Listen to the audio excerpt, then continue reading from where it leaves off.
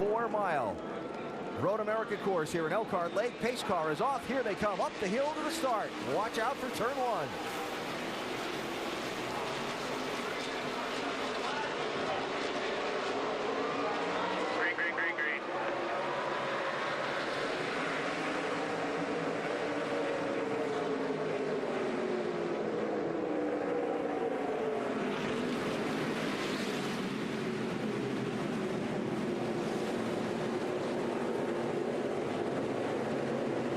Dylan Kwasniewski not have any qualms about driving it off down in that first corner.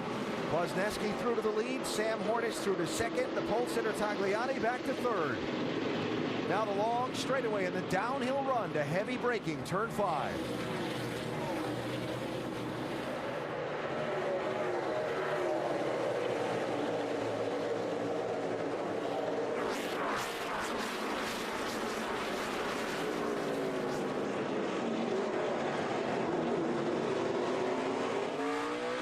Wow, Tagliani had trouble there. Well, he's really searching for grip. You can see he's really on edge right now. And for the lead, Sam Hornish by Dylan Kwasniewski.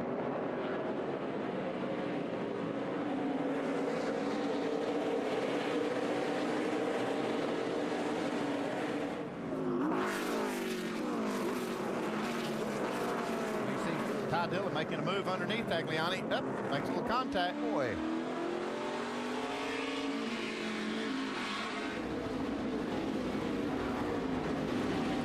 Dylan, Brian Scott, teammates side by side around the carousel. Give Ty Dillon the spot. Now the big fast run down through Kettle Bottoms. Again, the heavy braking Canada corner.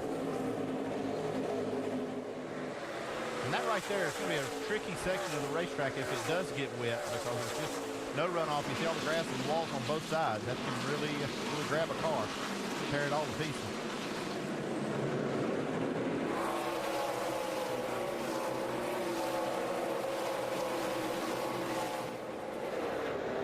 Gone wanting that second spot. Yeah, Brendan's been pretty aggressive from the green flag.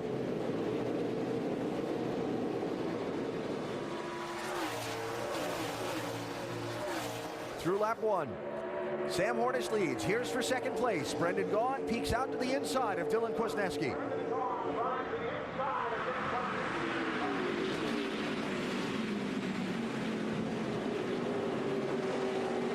Pass. Yeah, that's a nice move by Kwasniewski to get back, try to take that spot back before they get to turn 2.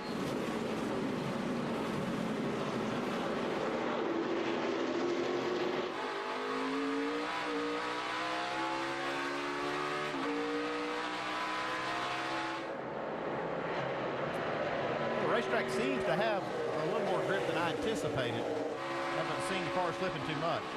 Here's Regan Smith. Look into the inside in turn 5.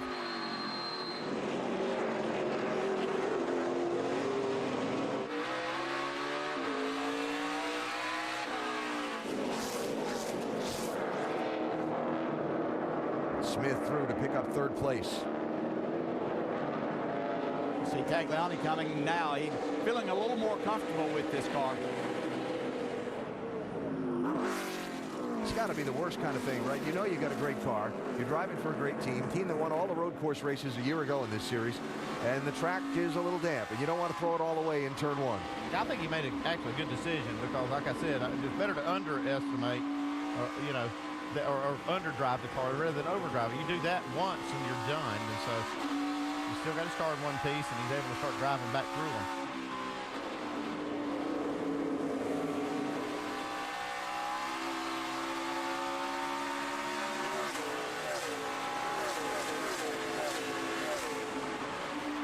.160. This is one of the 3 areas where they do get the high gear, the heavy braking and downshifting, all the way back to second gear there.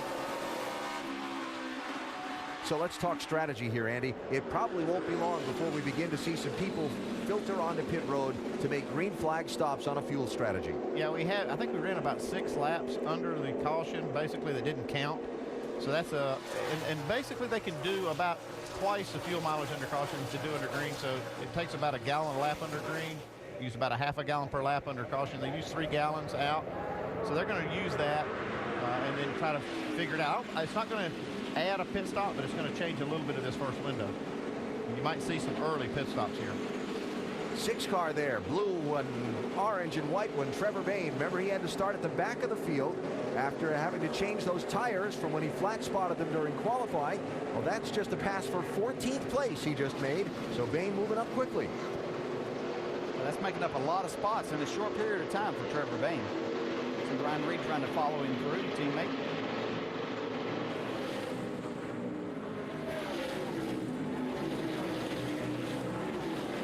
Whoa, turn 5. Whoa, that was close.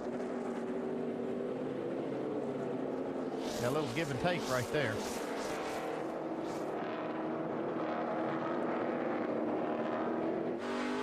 Remember Tagliani telling us that every corner of every lap, he had to think about his car, not trying to do more than the car will allow. Used to racing here in lighter open wheel champ cars and so on, whose braking capacity, and just because of the weight of the car, if nothing else, is much later in these turns than you're going to get to do with a NASCAR stock car. Yeah, and you're just trying to make most of the things have wider tires than what he's accustomed to, the others do. And so all of those things factor into just how much grip and how fast you can make these cars corner. And you do have to be aware of it every single time you go into one of these 14 turns.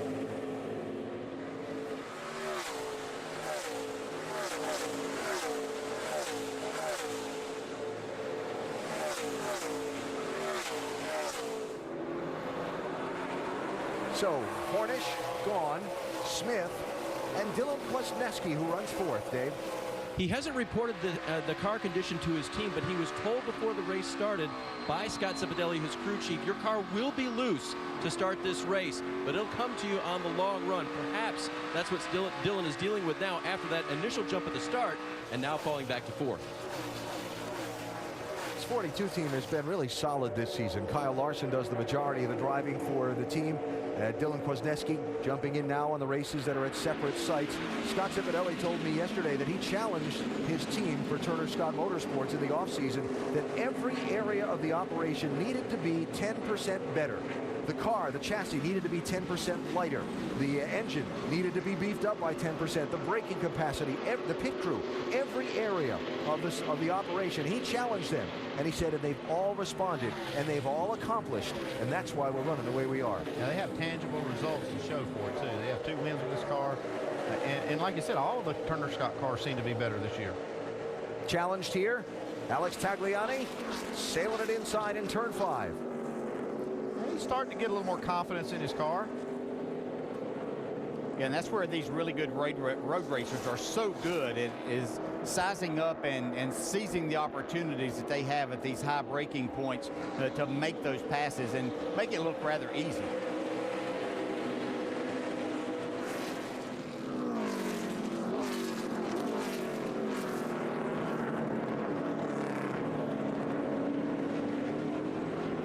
So there it is, 1st, 2nd, 3rd, 4th, and 5th. We did just see a couple of green flag pit stops. Dakota Armstrong and Tanner Berryhill have been on the pit lane. Armstrong left, Berryhill still on the pit lane, a long stop for the 17 team. After nearly an hour's delay, we're finally underway here at Road America. And Sam Hornish Jr. is the race leader. We're back after this message and a word from your ABC station. Back live, Road America, Elkhart Lake, Wisconsin. The Gardner Denver 200 for the NASCAR Nationwide Series, led by Sam Hornish Jr. Coming at you in the black 54. Regan Smith 2nd, Alex Tagliani 3rd, Dylan Kwasniewski 4th, Ty Dillon 5th, and now Brendan Gaughan, who was 2nd when we went to the commercial, running back in 6th place. Yeah, we said an important thing is to stay on the track. You can see as he sets up the entry to this corner, just gets off. Everything off the pavement is extremely wet from the rain to that. Makes a nice save here, only loses a few spots. Yeah, he's trying to get an angle to this next corner, and he just cheats it a little too much. So again, 2nd back to 6th for Brendan Gaughan. Now also in the mistake department, Chris Buescher in the 60 made a green flag pit stop a moment ago, and he's going to be coming back down the pit lane again. Oh, that's going to be costly for this 60 team. Speeding on pit road. Penalty, first gear, 4,800. Chris, were you in first gear when you exited pit row?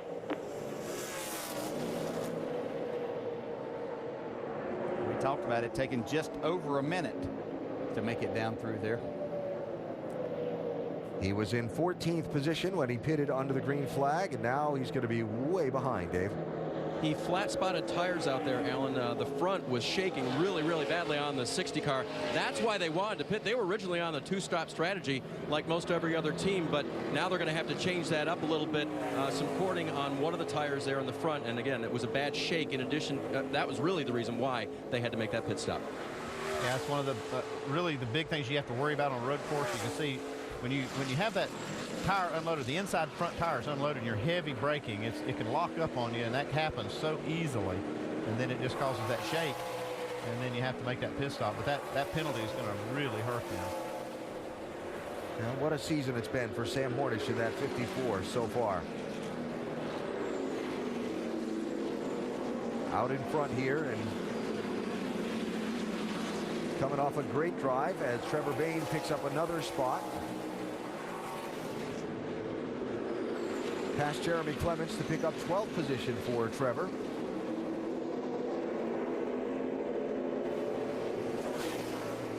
Remember, he started at the back for unapproved adjustments. They flat spotted tires. We were just talking about on qualifying, and that is an unapproved adjustment if you change the tires before the start of the race.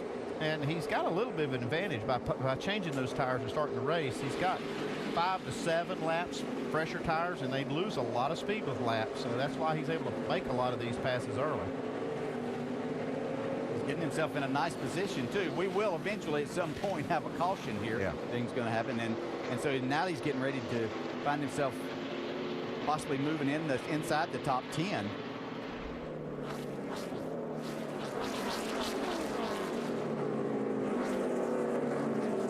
Ask the 3 if I can rub the back of him. You want to just run right behind him? No, I need to hit him and rub my grill. That's what happens when you get grass up on the front of it. Yeah, and that's going to be difficult. You know, a piece of paper can come off pretty easily by running up behind somebody. I think that grass... And make sure we do the grill, though. 4 tires, grill, and fuel.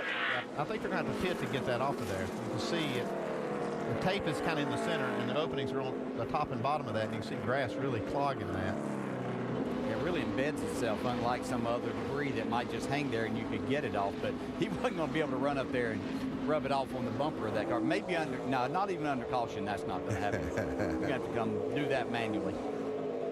So you heard the voice of Shane Wilson, the crew chief there, and we expect to see Brendan Gaughan head down the pit lane momentarily. The 62 team is up on the wall, although they've got another minute or so before their driver gets back around to this side of the racetrack. Yeah, we talked about not making mistakes, staying on track. There's just so many things as a driver, you know, to not overcharging the corner, to flat spotting your tires, which gets you on pit road. Then you make another mistake. So they just add up. And, you know, one of those things is staying on the track. You get off on that grass, that wet grass, it gets into the grill, and you've got to pit earlier than what you really wanted to. See Trevor Bayne passing Elliott Sadler there to take the 11th spot away. Yeah, and it's all about detail. I mean, we're talking about when he got off the racetrack, it was only by a few inches. But that caused him to go off further. That caused him to get the grass on the grill, and here he is having to make an unscheduled pit stop. And Elliott had a bobble there coming off of turn number 12. Jeremy Clements jumped to his inside when Elliott had to check up there. Mike Lish took advantage also, so 3 spots on that lap for Elliott Sadler. A tough trip around Road America. Here's Brendan Gaughan on the pit lane, Doc. Had to go around Tommy Joe Martins, whose car had stalled right in front of Gaughan's pit stall. Now, you heard mention all the debris. See the debris in the front of the grill. They're going to try to get the tires changed. Then they will come around and clean debris off the grill. They're going to peel some tape off as well. He said running hot. There's the cleaning of the grill. It's just matted in there. As DJ said, it's all the way stuck inside the wire mesh. Rubbing, 4 tires, fuel, and he's away.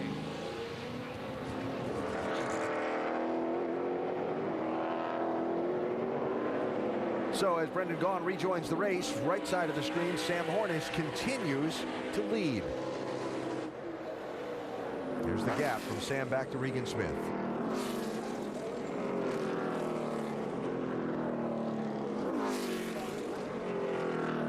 Brian Scott's gotten around his teammate Ty Dillon there. Move himself up in that 5th spot. Well, hang on. Keep it in the fairway, Brian. Yes. Made a little joke. Played golf on Thursday with Brian up here in Wisconsin, and he can hit it a long way. And full disclosure, he kept it in the fairway most times. I, on the other hand, did not. Brian running solidly in 6th position. Yeah, talked about really enjoying this, and he said as far as the road courses went, this was his favorite. He liked the challenge of it, the length of it, you see, to really fit the style that he likes. So he was looking to have a good solid day, certainly inside the top 5 would be what he was expecting.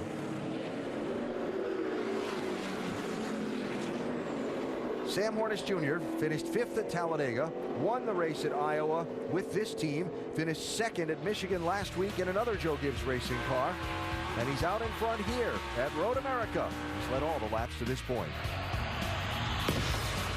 The race lead for Sam Hornish here at Road America today. Don't forget the Auto Plus NHRA New England Nationals are coming up tonight at 7 Eastern on ESPN2, the qualifying rounds, and final eliminations tomorrow at 1 Eastern over on ESPN. That from Epping, New Hampshire this weekend.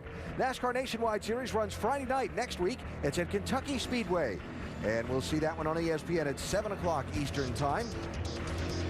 Always a good one, a fast 1.5-mile track with a lot of character to it. You can also catch that one live on Watch ESPN. That's next Friday night from Kentucky Speedway.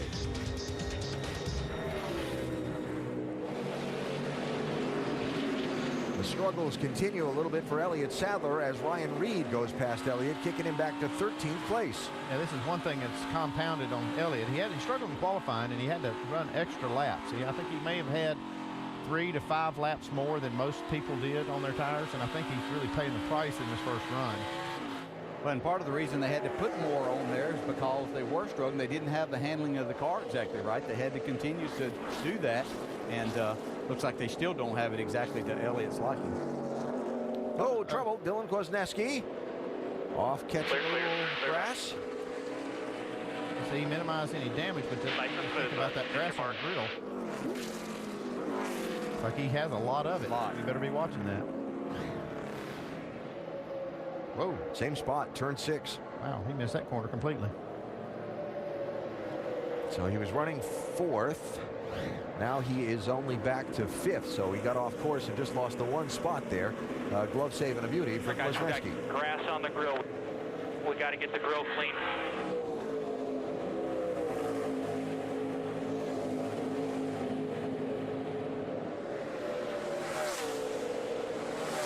Scott Cipodelli. Okay, just keep an eye on your water tip. I want to go 3 more laps if I can. Yeah, that's the thing. To make that window, he needs to run a few extra laps. This is going to be tricky because that grill has a lot of grass on it. Last year, A.J. Allmendinger won this race driving the Penske 22. He made his pit stops at lap 14 under green and then in lap 32 under yellow. The race did run extra distance, and they had to factor that in, but that's around the window when we'll see a lot of these front runners begin to hit the pit lane. Yeah, I mean, he might be able to gamble just a little bit, maybe come in a lap early or so and gamble on some cautions, but the main thing he needs to do right now is be watching that water temp.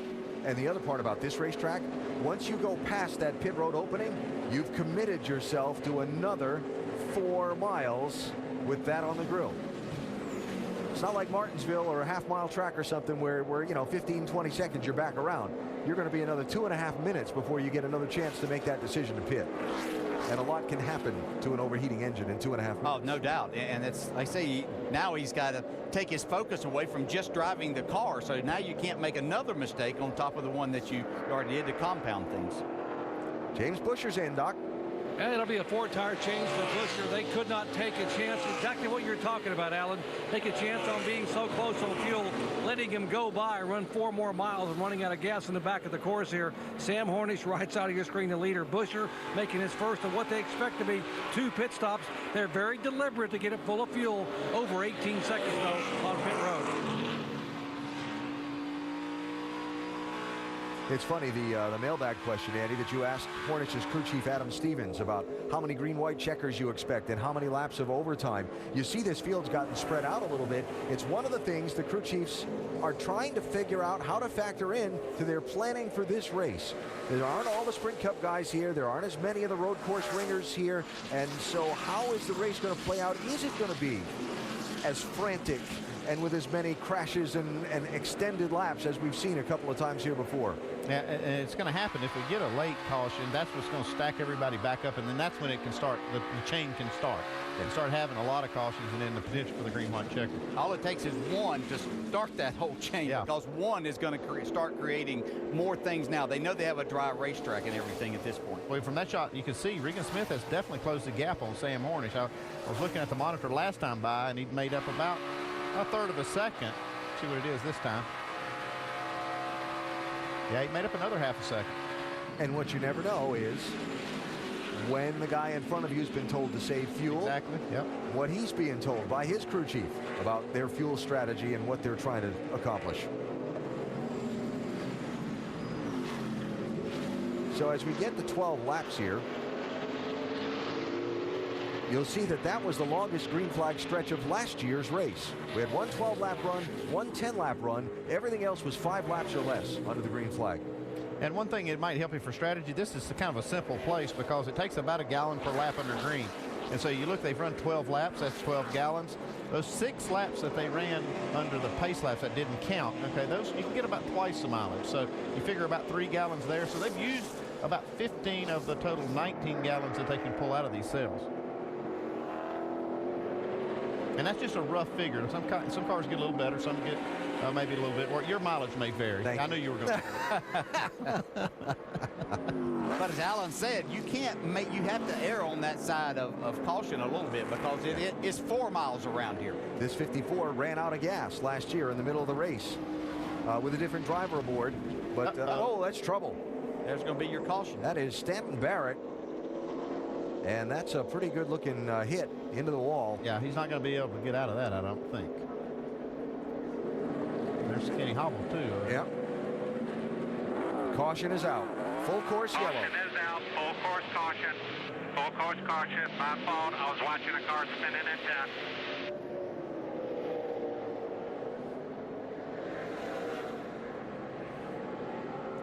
So Stanton Barrett, in his return to the NASCAR Nationwide Series, finds himself in trouble here at Road America. Watch the top of the screen.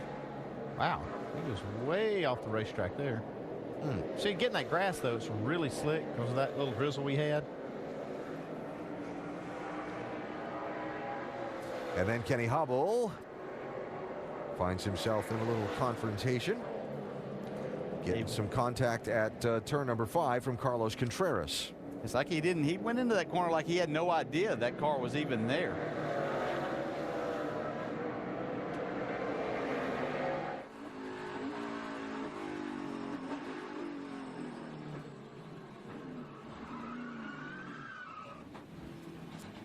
All clear. Just crank it up, come back around. Come around. You're clear now. Yeah, I was going to say, I could have used a little help before that, but as you can see, he went into that corner with this wide arc into the corner and trying to hit the apex, and he had no idea. Yeah, that's not good. Yeah, I think we heard some radio traffic earlier that said, you know, that maybe one of the spotters was watching that car spin, which right here that we're seeing Stanton Barrett, and didn't actually see that there was a car inside. It could have been. We are done for good, 10-4. So you can't go anywhere. You're stopped there. Well, if you're trying to reach Stanton, you're not going to be able to because his helmet's off and he's climbing out of the car. Oh, or maybe it's Dylan Kwasniewski that radio traffic was from. Dave, what's up? Do you have any gears at all? That was just before we listened to Scott Cipodelli on the radio, so he's going to get a pushback. He can't find a gear, and they think they're going to have to change the transmission. Tough luck for the 42, and Dylan was so looking forward to being here because road courses have been his thing ever since he was go-karting as a kid. The ovals have not been kind to him lately, and he was really looking for a big bounce back here today. Yeah, Dave, he'd had such a good run going. He was running 5th, got the early lead right off the start for just a portion of the first lap, and now all the gears, the reason you can't find them, they're probably laying down in the transmission somewhere. Yeah, we talked in the Napa know-how is, part of it was taking care of the gearbox. got to have that throughout the entire 50 laps here. And that car was high up in the owner's points. They started the day in that 3rd spot.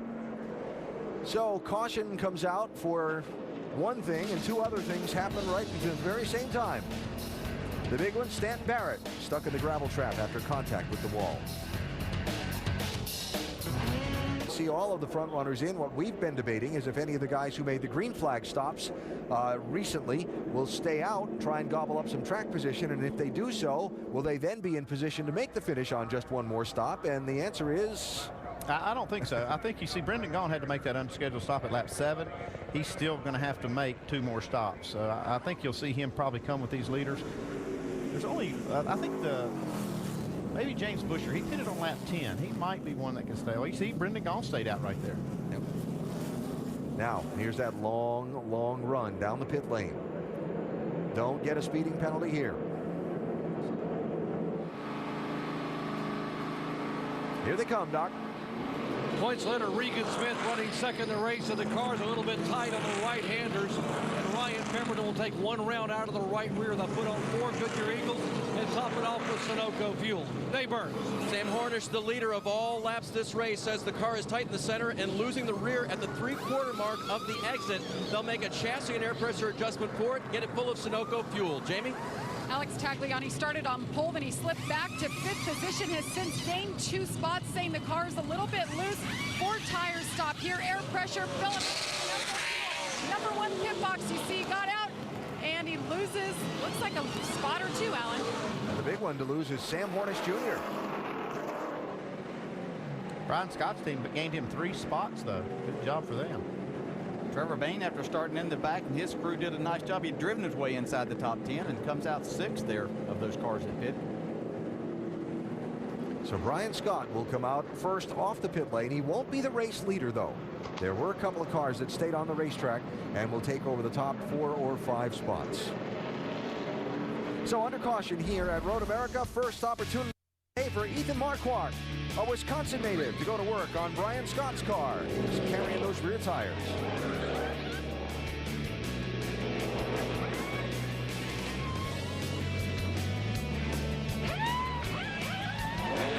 Nice job, Ethan. Back to Road America after this from your ABC station. The NASCAR Nationwide Series race under its first caution with about a quarter of the distance gone in this one. Join us in NASCAR in honoring our armed forces by tweeting or posting your personal salute using the hashtag NASCAR salutes, or visit NASCAR.com for more information.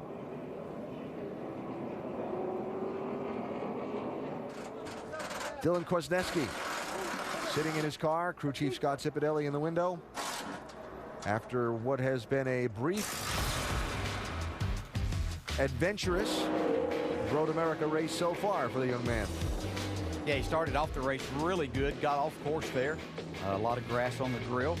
That was the least of the problems. Yeah, we thought maybe it was a transmission, but I saw that they were working on the rear end. Looks like they may have another problem today. You're actually correct, Andy. Rear gear is the issue there. So not exactly sure how it happened. These road courses are so brutal on everything on these race cars. You see them taking the drive shaft out, so they work on the entire driveline, but I was told rear gear is the issue for the 42. Yeah, I mean, the whole drivetrain takes a beating here. Yeah. And that can come from, driver can do a couple of different things there. Wheel hopping will create that situation for you and break that gear. So that's getting into the corner a little bit too hard, not matching your shift well with the RPMs there and create that situation. Also getting off on some of the exits to where they have these strips that are a little rougher, and you get those rear wheels to bouncing and spinning off of there, you can tear the rear gear out of it. And they don't look bad from the camera, but they are really, really rough, those sections that you're talking about. So Dylan Kwasniewski sitting on jack stands behind the wall, not where he wanted to be after running in the top 5 throughout the distance so far here at Road America. Brendan Gaughan is going to be the new leader of this race after not pitting under the caution flag. We will reset the running order for you and get ready for the restart when we come back to Elkhart Lake, Wisconsin.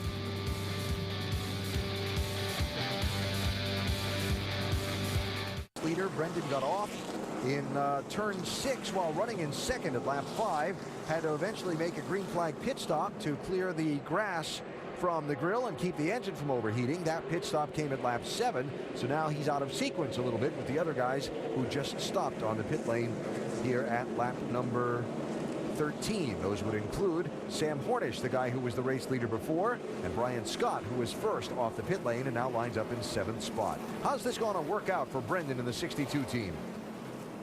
So we're going to put, being we're in the lead, we'll put rain tires on and just go, or we can try to do that deal. It's really up to you. Hell no. We'll do that only if that does not work. Okay, 10-4, that's what I kind of planned on. Only question is, you know, can we make it to our next window at the right time is the problem. Oh no, I mean, right now, if it doesn't rain, we can't make it on to, you know, another stop like they can. But if we come in for rain tires, everyone's going to come in, and then we'll be on the same fuel as them. Yeah, it looks like they're gambling on weather because that's the only thing that's going to make that strategy work for them. It's a gamble that might pay off. Good. Or it might not. This could get interesting up front. I know that as they get to turn 1.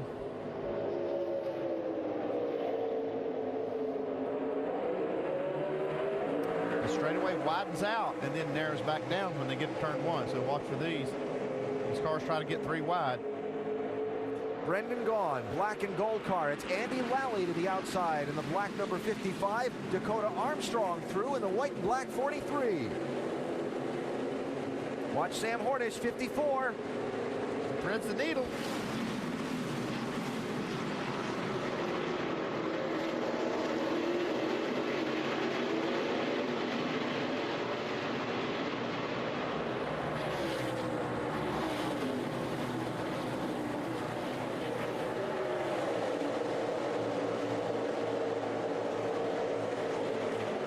Sam doing a great job making up some early spots.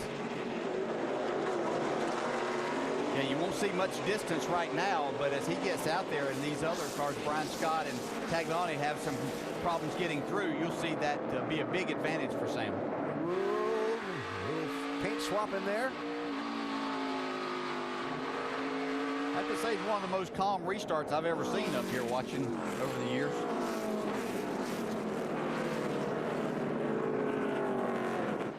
It's still early.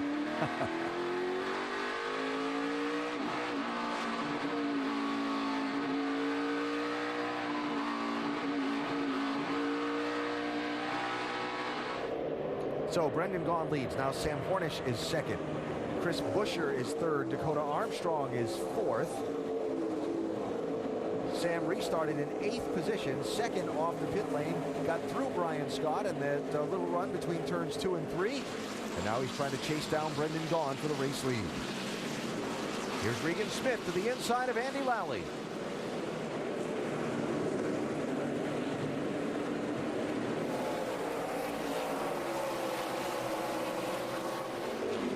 Brian Scott. He got away with it. I'm not sure if he got any grass on that grill. Shake those tires off and clear by 10.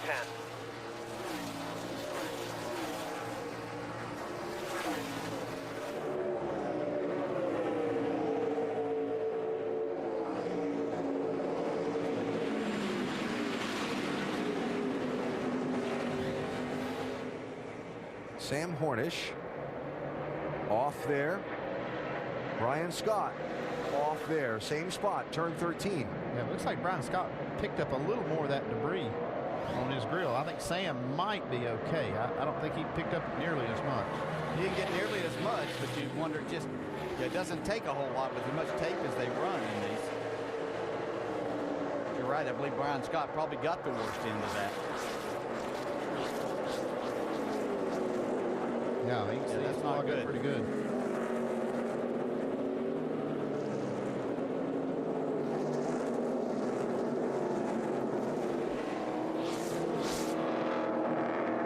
Being challenged there by Alex Tagliani, so we'll see if that becomes a problem for the 2-car that forces him unnecessarily to pit road, and that could really put a wrinkle in his day. Not going here.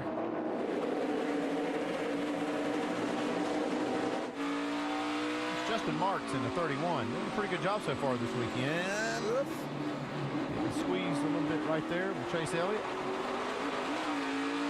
And there's a great view of those rumble strips, DJ, you were talking about that can shake the drive line on these race cars. So yeah, the painted ones aren't so bad. Elliott Sadler was pointing this out to me yesterday as we went around the track. It's the ones that are the darker, the pavement, that are much more abrasive. See, Sam Hornish has taken the lead here once again. They can really upset the car. You lose traction, and you can tear up anything from gearbox to all the way back to the rear end.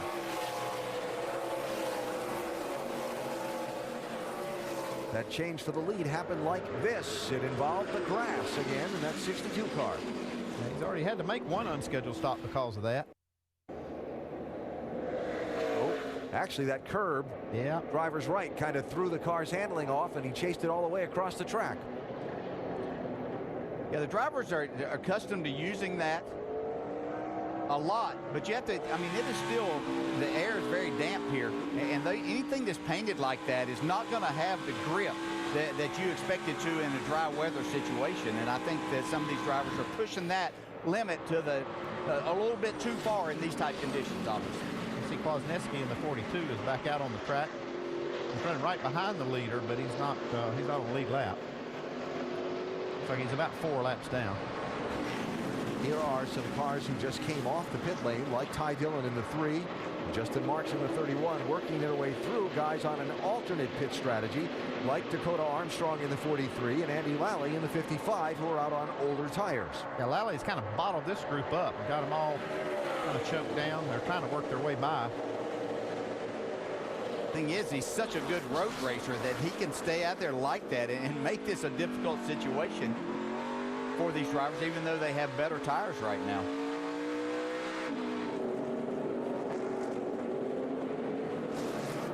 Talked about that patience early on. This isn't those type of situations where you really need that, where you're in this type of situation, especially these guys that are battling Chase Elliott, Elliott Sadler, Ty Dillon in the middle of that, where they're battling for a championship. Justin Marks gets to the inside, opens the door for James Busher. Busher not able to take advantage.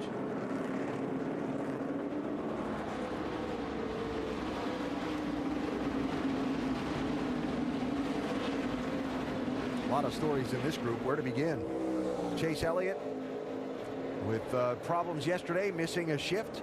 Team having to change engines. Didn't get any practice here on Friday.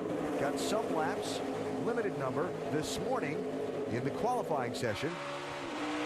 And that happened the first lap of practice. He didn't get a lap at all. He had to change the engine and all the drivetrain. Just ahead of him, James Busher, whose wife gave birth to a baby on Thursday. Chase Elliott here without his normal crew chief, Greg Ives, who home with his wife having a baby yesterday. Andy Lally, 55, who only got the call to drive this car Sunday night as he was flying home from visiting his dad for Father's Day. Got up at the crack of dawn on Monday, drove up to Charlotte to get fitted for the seat. Andy, the former Sprint Cup Series Rookie of the Year, looking for any opportunity to get back in a stock car that he can. Brendan Gaughan on the pit lane after that second off-course excursion, Doc.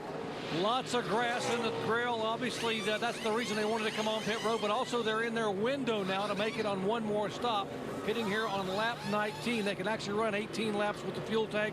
Lots of grass and debris in the grill. Couldn't afford to cook the engine. Decided to come in and get it nice and clean. Take their time. Get it and he's away.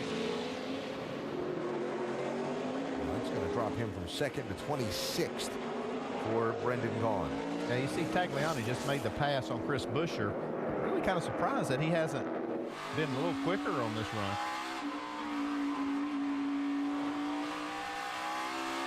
Chris Busher's been out there a while. You know, he had to make that early stop because he had flat spotted the tires, had some cords showing, then he got a pit road speeding penalty, but has done a nice job out there on some tires that are older, trying to play some type of strategy and possibly a rain strategy that might keep them up there in the situation. But Chris Busher in that 60 doing a good job. Chase Elliott being very aggressive. Watched him pretty much move one of the cars out of the way a minute ago. He got tired of showing any patience at that time, and sometimes you just have to do that to get yourself some open track and take a chance that you can work your way through there. Right-hander, the carousel. Now the fast kink And the run on down through to Canada corner. Tommy Joe Martins being called to pit road by NASCAR officials. Possible, well, there it is. Don't need the possible. Reports of smoke from that car confirmed. Yeah, I don't know if that's the engine, transmission, or what he's dealing with. Third place here. Regan Smith 7, Brian Scott 2, trying to get around Chris Buescher. DJ mentioned the alternate pit stop schedule the 60 ended up on after flat spotting the tires and then having a speeding penalty on the pit lane earlier. He stayed out on this last caution.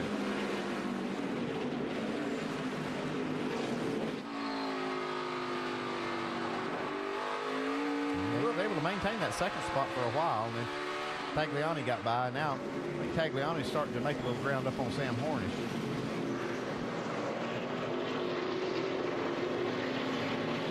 There he is. See, I think he's been real methodical.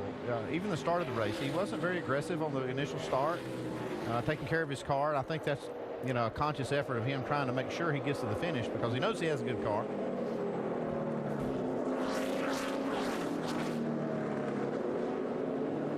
Hey, think about it.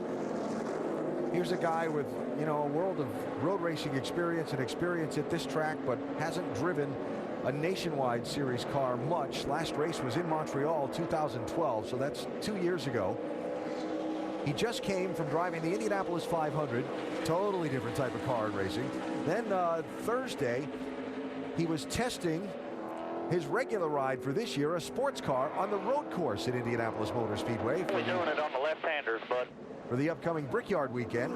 Now here he is here at Road America in a nationwide car. Ty Dillon showing some smoke. Clear. Yeah, it's only doing it on the left-handers. It's clear on the right-handers. That tells me he might have a hole in the oil pan. Maybe he has run over one of the curbs. What are they saying, Jamie? Well, that's exactly it. That's all the information they have. The 31 team actually told them it looked like they were leaking something, so perhaps that's some oil.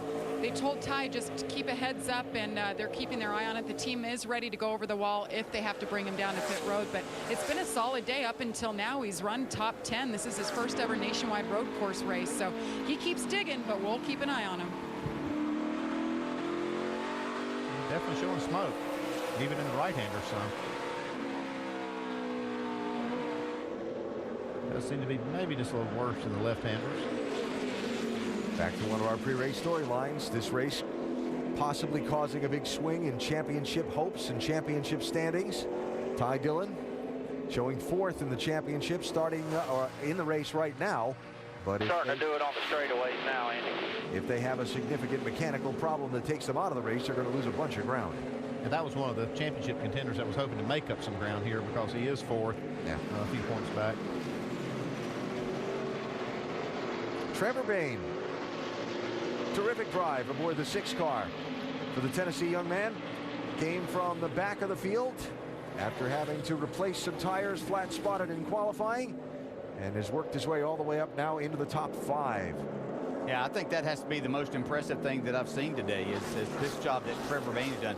He passed a lot of cars early on, but he didn't really look like he was doing it by taking a lot of chances, and then they got the opportunity to catch up to everyone else, they're right there on that strategy, and he's doing a terrific job here driving into the top 5. So Trevor Bayne running in 5th position now. Mike Bliss in the 19 car has just had some noteworthy moments in turn 1. A little bit loose getting into that corner.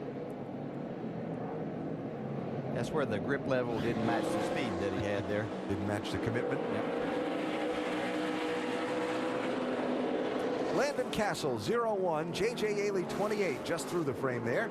The 2 drivers doing double duty this weekend. Now we focus on Bliss, who's back here trying to hold off Jeremy Clements in the 51 for a spot. That'll be for 17th place.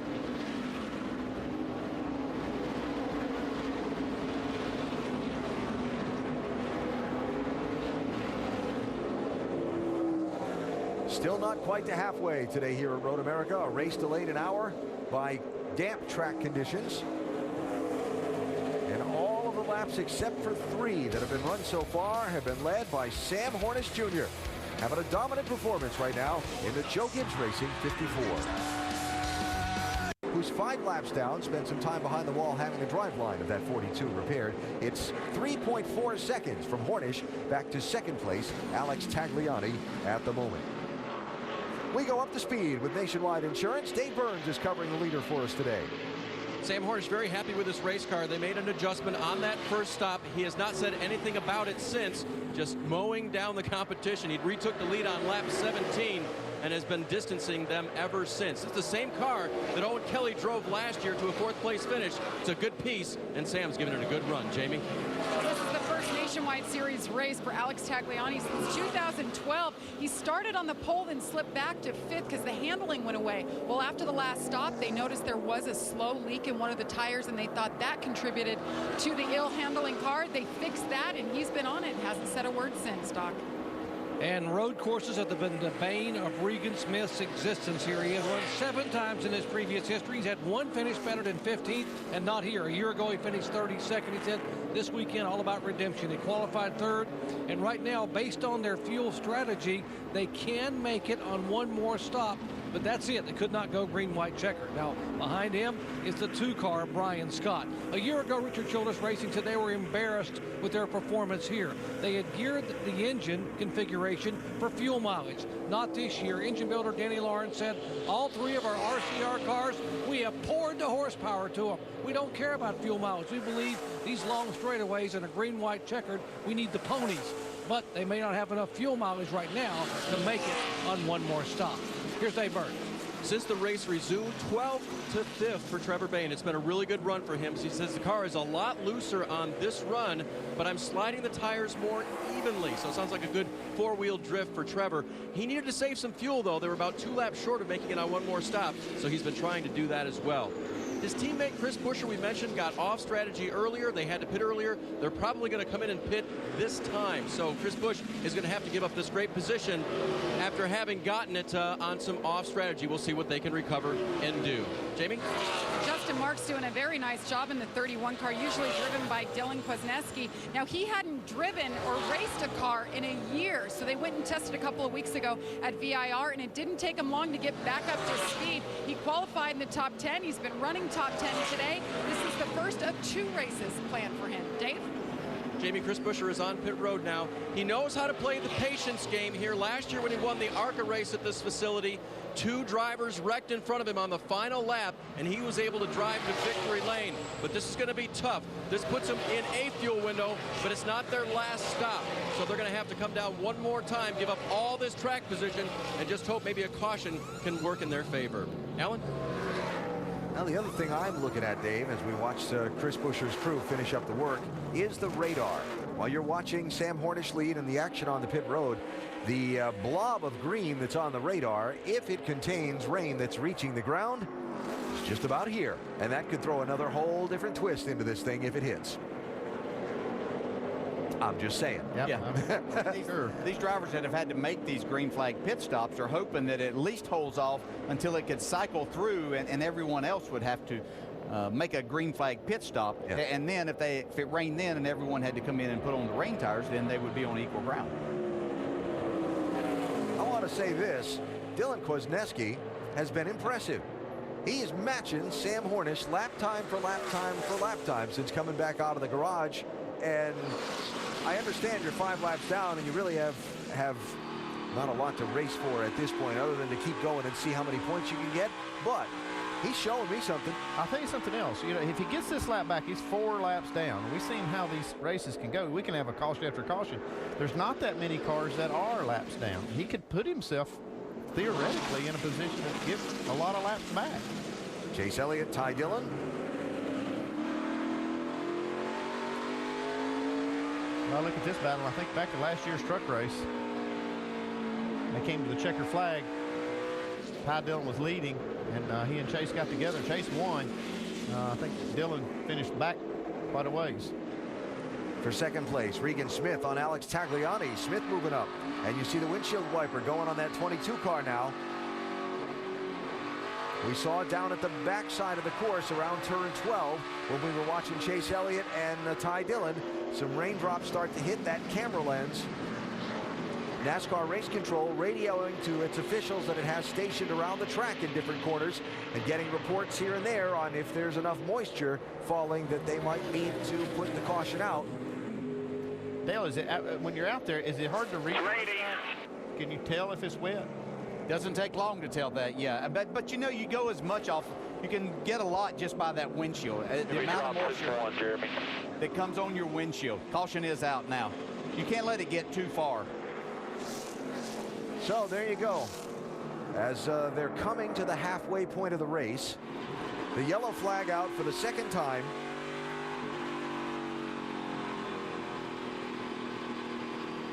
Sam Hornish had built him a nice lead. He really hated to see that. Everyone hates to see it as for the rain, but Sam Hornish had built up a nice lead for himself. But nice drive by Regan Smith. Get drive all the way to second. Yeah, he's done a great job today. The redemption ride. Yeah. But still a half a race to go. Yeah. He had a great drive last year all race long until we got to those overtimes when he got roughed up and knocked around and eventually dumped and wound up finishing 32nd. And look at that windshield top right. Yeah, you can see a lot of rain. Yeah, wow. Here it gets interesting. This will change things now. It's going to change the way the cars handle. It's going to change the fuel mileage calculations. And it changes totally the way the drivers approach this. You have so many that have never done this, driven in the rain, especially with these type cars. Yeah. And still save fuel. And, you know, they have these windshield wipers on there, but they only work to a certain tell point. us to put rain tires on probably. We'll see what they say. Just be patient. I think that's what they'll do because of what we see on the radar. It's definitely some rain coming behind this. I don't think we'll see what we had at the start where they were waiting for the track to dry. There is the radar. And look at the curve. See the arrows there as you see the motion. At one point, it looked like it might swing to the south of us. And now it's turned. Yep. It looked like we were possibly going to miss it. But maybe not. Andy and I spend a lot of time looking at weather radars, if you haven't figured that out by now. It's a factor in these races, you know. Now the camera lens getting peppered.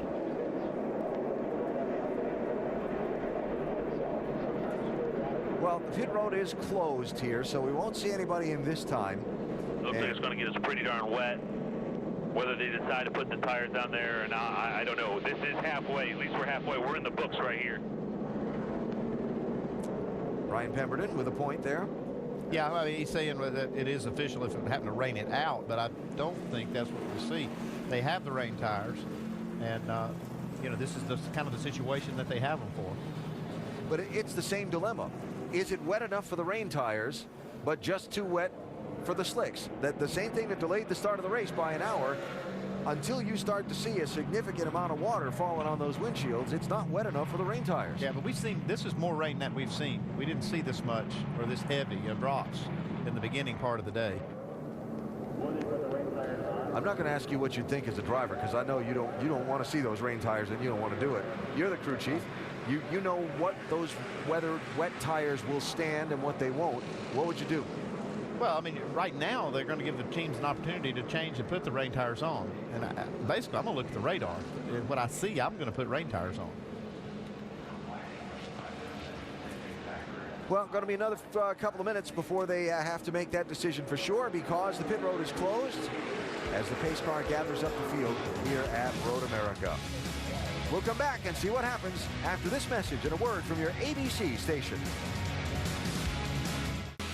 The Gardner Denver 200, fired up by Johnsonville on ABC. Brought to you by Gardner Denver, a leading global supplier of compressors, blowers, pumps, and loading systems for industrial, energy, and medical applications. Thanks for joining us for NASCAR Nationwide Series Racing from Wisconsin today. We're under caution for the second time at the race's midway point of the Gardner Denver 200, fired up by Johnsonville. Race delayed an hour by weather that was too wet to run on dry slick tires, but not wet enough to run on the wet rain tires. And we find ourselves in a similar difficult dilemma here at the midway point of the event. Field running around behind the pace car now while NASCAR officials in the tower debate whether to declare this a wet race and have everybody put on the rain tires, or to keep them running around under the yellow flag, or to park them and red flag it, or what they're going to do. It's a tough spot for them, and it's not an easy decision to make. You're sitting there just like the rest of us watching the radar and trying to guess what it means. Yeah, and they're basically keeping pit road closed right now until they see exactly what's going to happen. Are they going to bring everybody down, and it's going to get to that time that they will put on the rain tires, or will it stop enough that then once they open pit road, you can do whatever you want then, like a normal racing pit stop? Because they're going to keep it closed until they see, is it going to rain hard enough for us to put everyone in that situation with rain tires? And the other difficult part of it is, just like when we're at Daytona in July, and you might get one of those summer showers that catches turn 2 but never even dampens turn 4. This is a 4-mile racetrack, and it's spread out over a bit of acreage here. And it is raining right now out on the northern part of the racetrack. A lot more than apparently it is down at turn 1, which is the southern end of the racetrack, according to the reports that I'm monitoring coming back from the pace car to race control as they drive around here. So that's a bit of a problem too.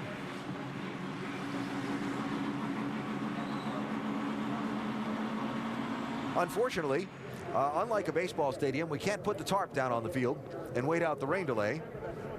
My awkward way of trying to remind you about ESPN's Sunday Night Baseball with this week, the Rangers and the Angels. American League West showdown. Both of them trying to catch the Oakland A's, who have the major's best record. Sunday Night Baseball, Texas and Los Angeles Angels. Presented by Taco Bell at 8 Eastern on ESPN and live on Watch ESPN. That wasn't one of my better turns there, was it? No, I thought that was there. Yeah, that's pretty good. I believe the call is being made to go to the wet weather tires here by NASCAR. We'll confirm that in just a second, but I believe that's what's going to happen here when the pit road is opened. Doc? Yeah, the word is out. Mandatory wet weather tires next time by. Ryan Pemberton, what does that mean for you, Enrique Smith in the 7 car? Well, it means we got to be really smart here. Enrique's done a great job. I hate that though, that we can't run it, finish it out in the dry. I think he had the car to beat today. He's done a great job. So I think this is going to be a little exciting for maybe the fans, but us as well. Hopefully it's going to be a good day. We can keep it on the track here, but it's going to be. It looks like a lot more rain coming, and we're going to rain tires. So you might know as much as we do about it right now. The Goodyear said raise the air pressure both left and right 3 pounds to try to help these tires not flex as much. What else can you do to help him on the racetrack in terms of chassis? I mean, the things that we'd like to do, it'd be hard to do on this pit stop because it's a live pit stop. We can lose positions. They're telling us that right now, and so we got to make a quick, have a good pit stop. I mean, if you could, you'd drop the track bar, in which we will do that. Take some spring rubbers out of the rear, things like that.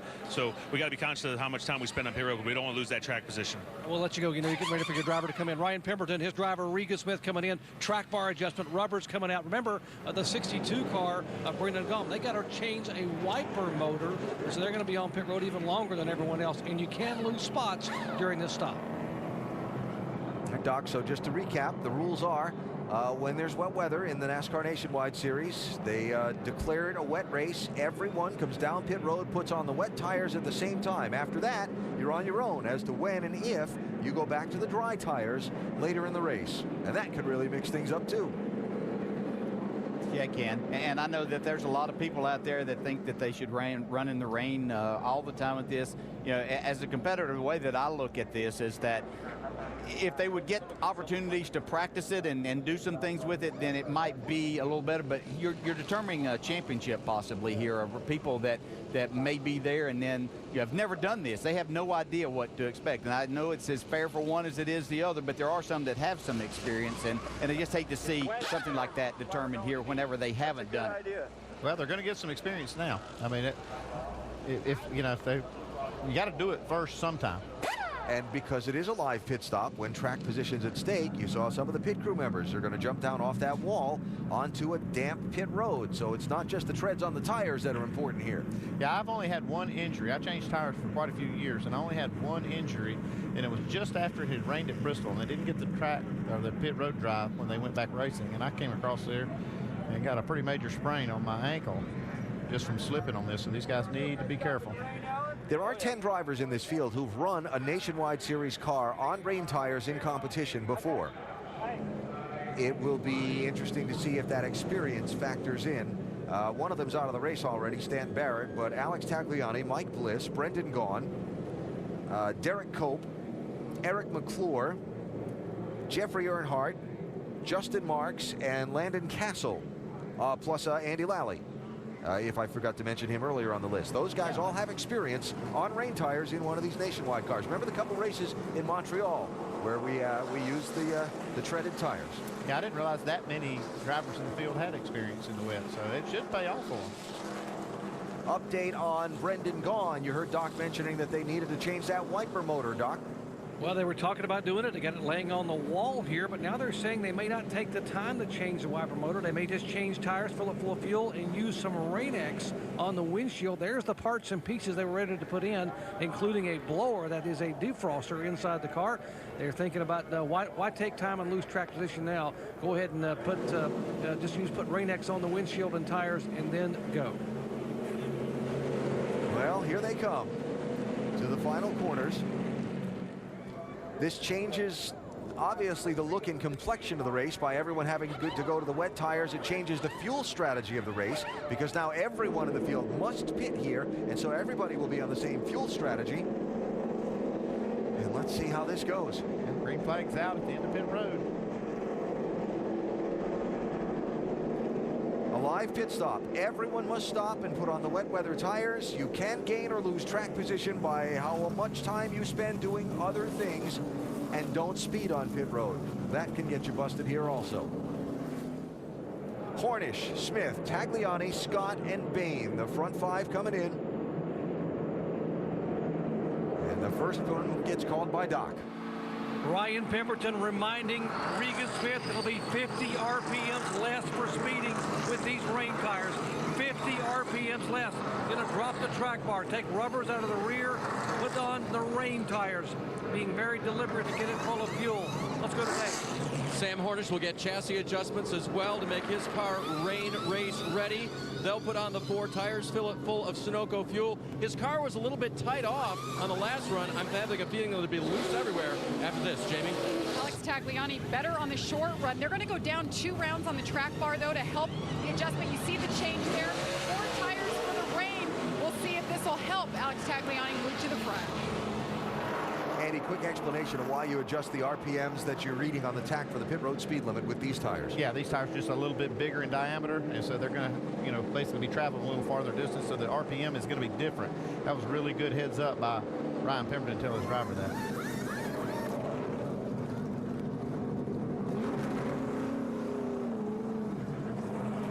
So with 23 laps to go, this is not the last time we'll see these cars on the pit lane. Whoop, Brian Scott off. He found a slick spot. Yep. And that's something I would anticipate. He's got grass, so he's going to have to come back in. I would anticipate would you test the grip level right now, Dale, just to see what, because I'd find out as much as I possibly could right now. It's better now than, but unfortunately for Brian Scott, that's probably going to mean that he's, as you said, going to come back in. Yeah, and right I think that's what he was doing. He came off the pit lane as the race leader, but when he went off the track, Trevor Bain went by him. NASCAR is saying put the 6 in front of the 2 on the racetrack. Plus, if he has to pit again, here's what happened. I think that's the least of his problems, is giving that spot back to the 6. I think he was testing it. He went down in there hard enough. He had enough gap behind the pace car that he could get some speed down in there, seeing how much he could brake and what could happen. And you see what can happen. And we'll see a lot more of this. There's 26 cars on the lead lap, so the obvious, penalty for him is large to have to make another pit stop. I will say that a lot of what I see there got on the tape as much as anything it's looking like. So we'll see if they're going to try to stay out there or what their case may be.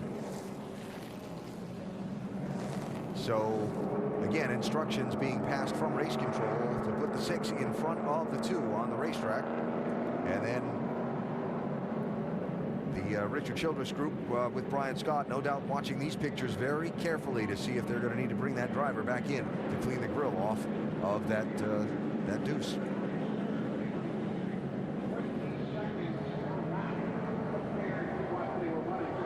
It's hard to get a good read on that. Yeah. Yeah, see on the sides where they have Gotta their go behind the 6 right here. I mean, it's hard to say, huh? that it looks like That I might take a chance on leaving him out there. yeah, they might have got lucky there. One thing I have noticed that the JGR cars have 2 wiper blades versus the one that could certainly be an advantage. You're talking about Brendan Gaughan possibly being out there without a wiper. I don't even understand that thinking whatsoever. But Now they're going to get the 1 to go signal here. So when they come back to the start-finish line, we're going racing. These tires, I mean, you have limited experience on rain tires, but do they have more grip after you get a lap or 2 or corner or 2? yeah, certainly they need some heat in them, yes, to have that grip that you're really looking for, to have any. You know, you've got to adjust here. This is going to be an interesting turn 1. We'll probably see this get stacked up and somebody run into the back of somebody. Got a moment or so before they get back around. Ty Dillon, remember we saw that car smoking earlier, and the speculation was maybe picked up a leak in an oil pan or something like that. Let's get an update on pit road on Ty Dillon, Jamie. Well, it's still speculation at this point. When he came in, they looked the car over and they really can't tell. The one thing they do know, the smoke has gone away. So if it's a transmission or whatever it may be, they can't do anything about it at this point. They're just going to stay out there, hammer down, do the best they can. You guys talked about the points. He came in 4th in the points. So they're just going to race hard until something breaks. Yeah, I mean, that's what you do. Right now, if it is, let's say, a hole in the oil pan or an oil line that's in the scavenge side, it under these kind of RPM conditions, it puts most of the oil back to the oil tank. So when it's high RPM, you got a lot of oil whipping in the engine, that they might have a problem with that. We'll see how it works out for them. But I would do the same thing. I'd leave him out there. So here we come to a restart. 26 cars on the lead lap, about to be 27 with the free pass car. Rain tires on the machines. And an interesting run awaiting down to turn 1 as these drivers get a feel for the braking and the grip levels on both the racetrack and race car under these conditions. What's the chances we see everybody make it through turn 1? I'd lose everything I'd bet, and so somebody's got to get out survival now, grass. bud. To let everybody else do what they need to do, and let's keep it between the track here. That's good advice, if you can do it. But you're out front here. You're in the front. How far do you drive it down there? Because you know, there's going to be some others thinking they might can get there a little further. And Andy Lally to pit road as they come to green. Trevor Bayne, Brian Scott heading the field. Here we go.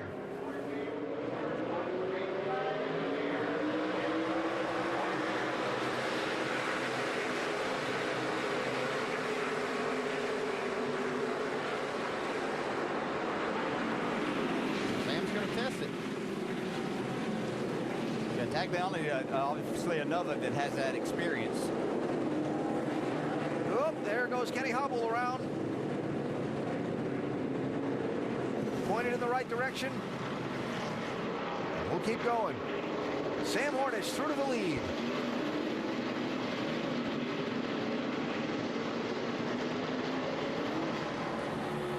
Alec Tagliani might have been the only person that was kind of hoping that it might rain here today. I really believe this is going to be a huge advantage for him.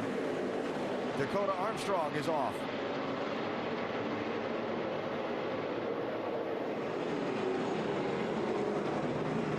See how ginger they have to get into this corner when it's wet. Everybody doing a good job so far. Armstrong has continued away from where he went off at the exit of turn 3. We stay under the green flag. Regan Smith trying to make up some ground.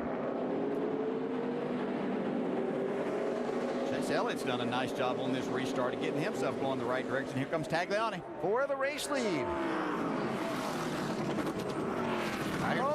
Make the corner. Just overdid it a little bit. I can hear the car top. Clear to come back on. Come back on. There you go. That was turn 8. Now around the carousel. Well, this takes tremendous discipline.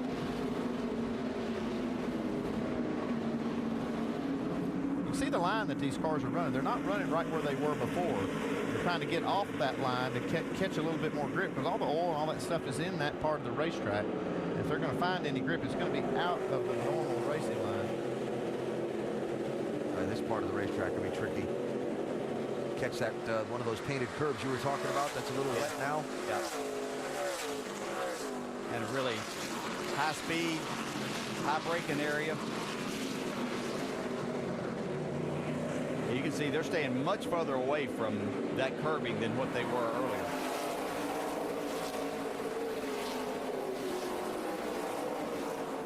Watching Sam Hornish in the back end of that 54 car, wiggling and wobbling everywhere, but he's hanging on to it. Yeah, look how quickly this 22's recovered and coming back towards these first two. Tagliani for second. Half a lap after sliding wide in turn 5, racing Hornish for the lead and falling to third place. I beg your pardon, I think that was turn 8 he went wide. Now he's back to second. See how he's doing all the braking in that other section on the right-hand side of the road. Whoop, Sam is wide. Yep. Pushed it just a little too much there. And Tagliani up to the inside.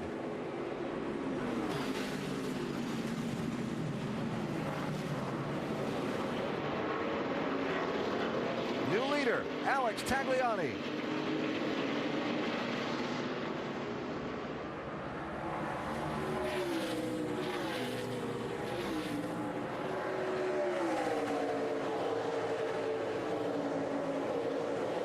This is not done being dicey yet for these guys leading. Just even going off by themselves. Look at them tiptoeing into that corner. Wow. And it's just getting slicker each time a little bit here too, because it is continuing to rain. I think it's really interesting watching the line that Tagliani is taking there. You can see in turn 5 he was completely wide of the normal groove. Brian Scott, Trevor Bayne for third place. And just what you talked about there, you know, where that rubber was, where, you know, the oil and the grit that was there before, that's the slickest part of the track now. So you're going to have to search around, and that's somebody like Tagliani that knew all of that and able to use that experience for himself. See Justin Martin trying to take that spot away from Trevor Bayne. He was off the line to make the next corner. So Bayne gets back around. Chase Elliott's view.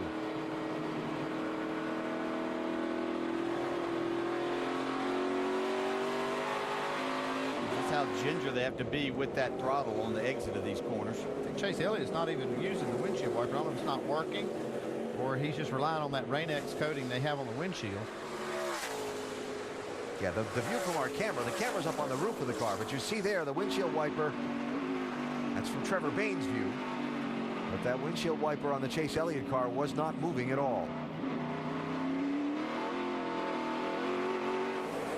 You don't want to follow that car in front of you right in his tracks either, because he's not only throwing up more moisture, but he's throwing up dirt and grime too that will only make it worse for you in trying to get your vision. Whoop. Dustin Marks. That was nice. That was a great save. Yeah, he did a good job.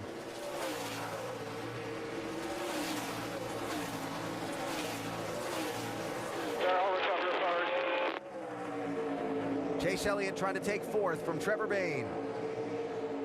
Getting in there pretty hot. Yeah, that was pretty hot. Oh, he did a good job though. Wow. Up to fourth place for Chase Elliott, Dave. And I went up to Ernie Cope and I said, how about that wiper motor? Your choice, or is it broken? He said, we just don't want to run it. There you have it. Okay. Doesn't seem to be slowing him down any. You know, something that I saw earlier, especially as they're up to speed, the air actually moves those things, and it doesn't get right on the windshield. It can actually probably make it worse if you know when your wiper blades are kind of worn and you're not getting the best effect, that it actually can sometimes make the windshield worse. Racing as hard as you can, but tiptoeing in slick conditions. That's what's happening here at Road America right now for these NASCAR Nationwide Series drivers. Out in front, driving for Penske, Alex Tagliani, the 40-year-old from Montreal, former winner here at Road America in kart champ car competition, trying to do it in NASCAR.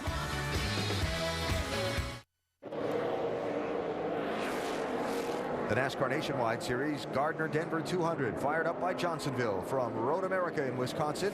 Reminding you, NASCAR.com has your latest NASCAR information. Looking down the hill from turn 6 to turn 5, you saw Brian Scott go wide. I think that's Ryan Reed coming up the hill at you. Not only wide, but with a little damage to the left front corner of that 16 car. This was a lap ago, same spot on the racetrack where that happened to the young Californian. Watch Brendan Gaughan's black and gold car. Crunch. Yeah, he was out on that painted part that we were talking about and just couldn't get the grip. Kept trying to apply a little bit more, but I think maybe Brendan Gaughan got the worst of it. Trevor Bayne's really been struggling as we've got some laps and this track gets wetter. Just ran wide. It's getting wetter too. I mean, we've seen a little more water on the racetrack, and it's getting more difficult. See, you know, a lot of drivers trying some different lines, trying to find grip. I was holding my breath for Elliott Sadler there, but he was looking for water. Yeah, he's looking for that. Exactly. So Tagliani, Cornish, first and second, separated by 3 seconds now. You see these drivers really having to tiptoe around some of these corners, and check out the numbers. Sam, who's led most of the race today, the fastest lap on the slick tires in drier conditions and the fastest lap on the rain tires in the wet conditions. 30 seconds a lap slower. Yeah, and they're actually a lot slower than that right now. They've lost even more time because of the track getting wetter.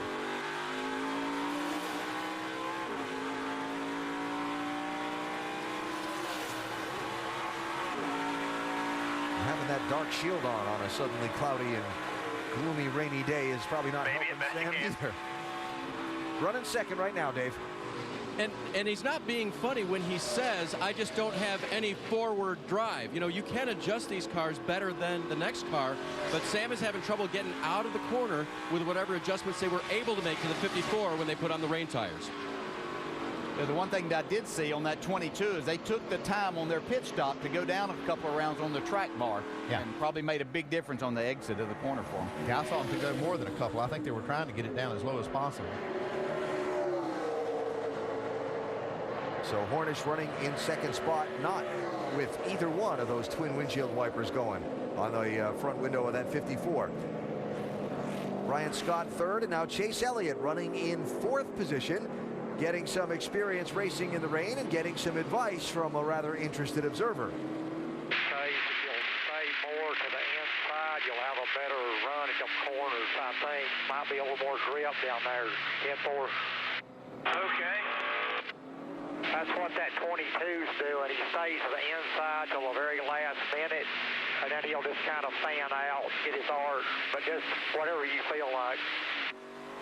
It was great advice, and I watched Chase Elliott. He started doing the same thing. I mean, he took that advice very well, and he ran the fastest lap on the racetrack, not this lap, but the lap before. So he's learning this thing as he goes and doing a good job and taking some good advice from somebody he ought to be listening to. The unmistakable voice of Dad Bill, who is watching, and it's interesting to me, fathers and sons, right, or brothers and so on, trying to give advice to the guy that's in the race car when you're not. But the way that he phrased it, this is what the 22 is doing, this is what I'm seeing, but whatever you think, you're behind the wheel. Yeah, it's not like he's forcing that on him, that this is what you have to do, but the guy that's out front, this is what he's doing. That's the best advice that you can get. You have to make that choice. You're out there doing this, but here's something that you might try. Well, that wrap that Brendan Gaughan's 62 car took behind that right front tire apparently didn't damage the handling on that machine any, because he's showing a little bit of speed and up to 5th place. They took a good shot in that right front. I mean, you can see the damage right behind the tire and to the tire and wheel. Yeah, I thought surely that had as hard as that was. Hold on now, Brendan. Keep digging, keep digging, keep digging. He was doing that before it got. I was just gonna say. We saw him a couple of times off. Yeah, that'd be his 3rd touch of the grass today in this car. That's 3 that we saw. Ty Dillon has dropped back to 14th place, Jamie. And Ty Dillon telling his team, I do not have 4th gear. He said he doesn't actually think it's bothering him so much or hurting his times. It's wants more racing in the rain, so the team trying to help him with his braking, but in the meantime, it's just he's dealing with not having that fourth gear. Yeah, the problem with not having fourth gear means that there's some parts that have come apart in that transmission. Yeah, that's what I'd worry about more than anything, is what's going to happen next. And with such long straightaways at this track, having it. Yeah, but the thing is that they're so much slower now that high gear is probably not nearly as important to have. I mean, he can control the RPM by, basically the speed of the car is just not as high as it was. He almost needs it to continue to rain, to make it through the day. Here's Dakota Armstrong off once again. And he's coming back on again. Got some damage to the right front corner of that 43 car. Justin Mark's putting some pressure on Chase Elliott right now. Yeah, Justin Mark doing a nice job since it started raining. 43 car started to get going again, but now he's stopped and he's on the pavement, being watched by race control to see if we need a caution. There he goes. Now he's got it going again. And he has a right front fender hanging off that thing now. Yep. All right, so that from Dakota Armstrong. Brian Scott running in third. Oh, Elliott Sadler's off. Dig on, dig on, dig on, dig on. Behind the 42.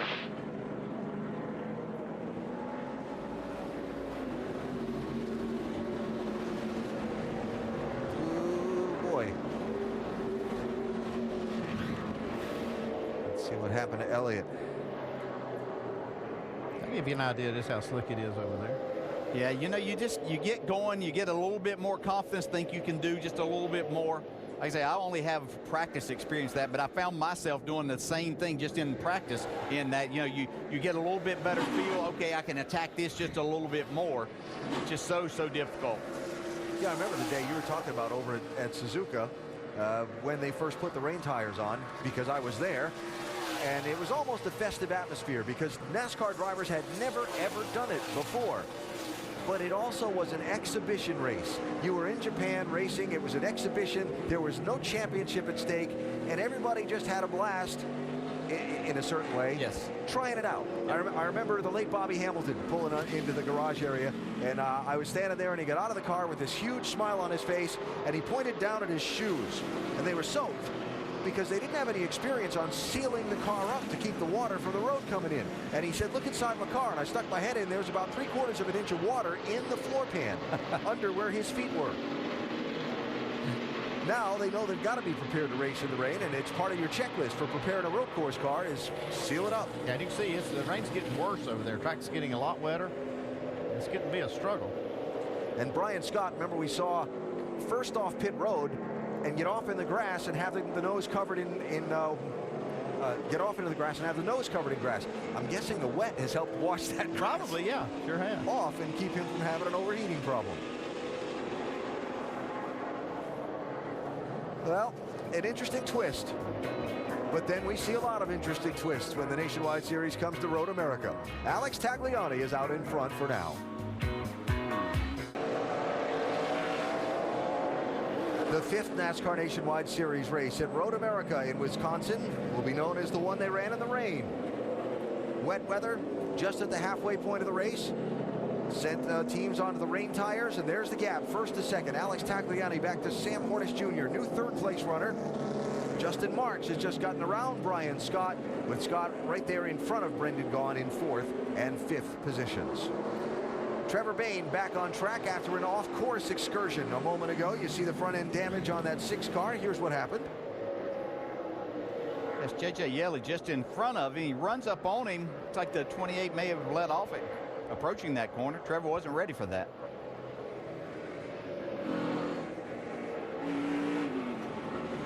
Yeah, you can see it starts wheel hopping immediately.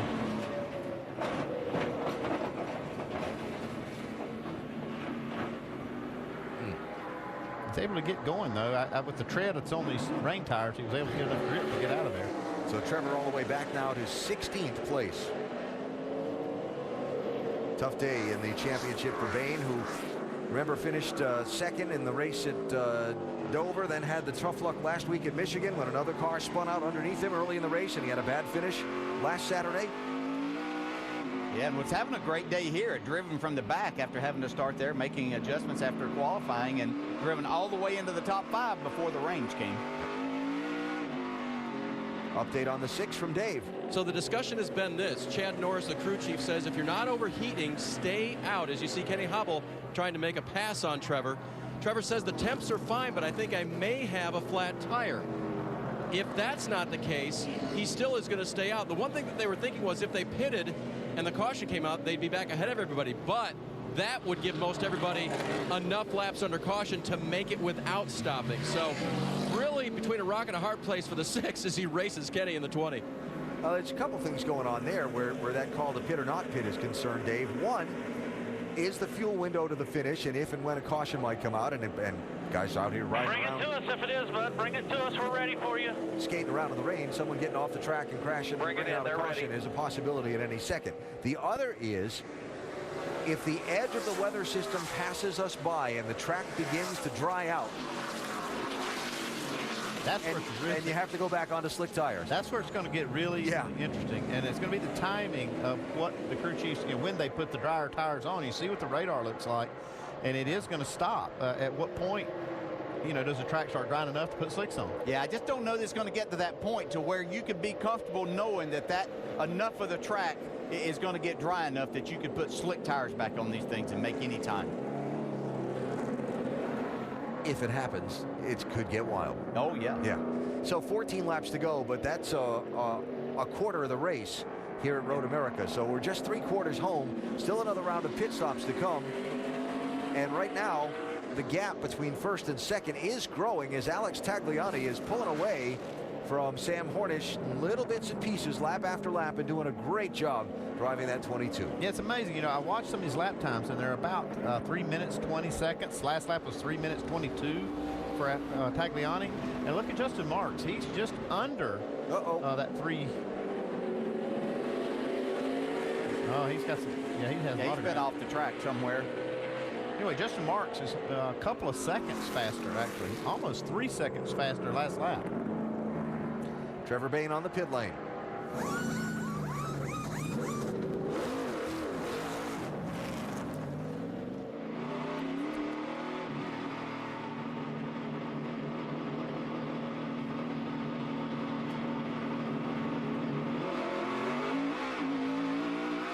Now, frustrating day for Trevor as he rejoins the competition.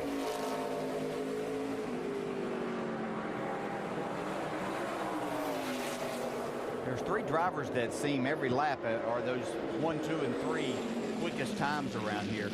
And that's our leader, Tagliani, and then Justin Marks and Brendan Gaughan seem to have the racing in the rain figured out a lot better than the others.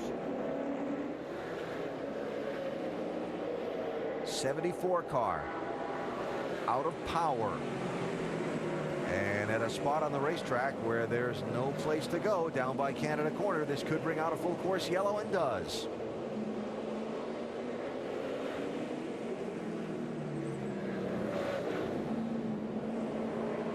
Third caution of the race. Sets us up for a round of pit stops here. And erases a 6.6 second lead that Alex Tagliani had over Sam Hornish and a quickly closing Justin Marks. Yeah, Justin Marks had figured something out. He was 3 seconds a lap faster 2 laps ago. The last lap, he was 2 seconds faster than Tagliani.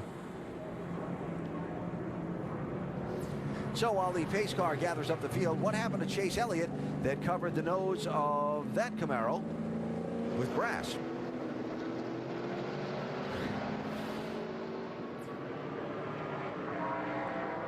That's what happened. Yep, carried just a little too much speed.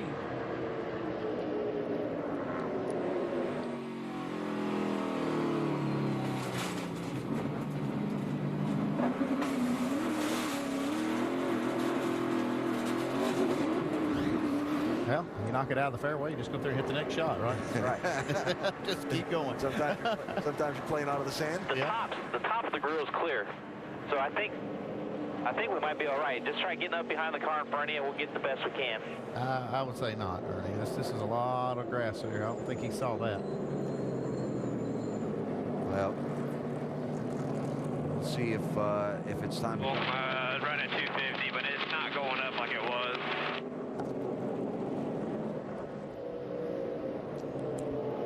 All right. Yeah, the one thing the crew chiefs and engineers, they don't really have any experience on what the fuel consumption is, so it's really difficult. Keep showing on TV. It's covered pretty good. Yeah, they finally got a good shot of that.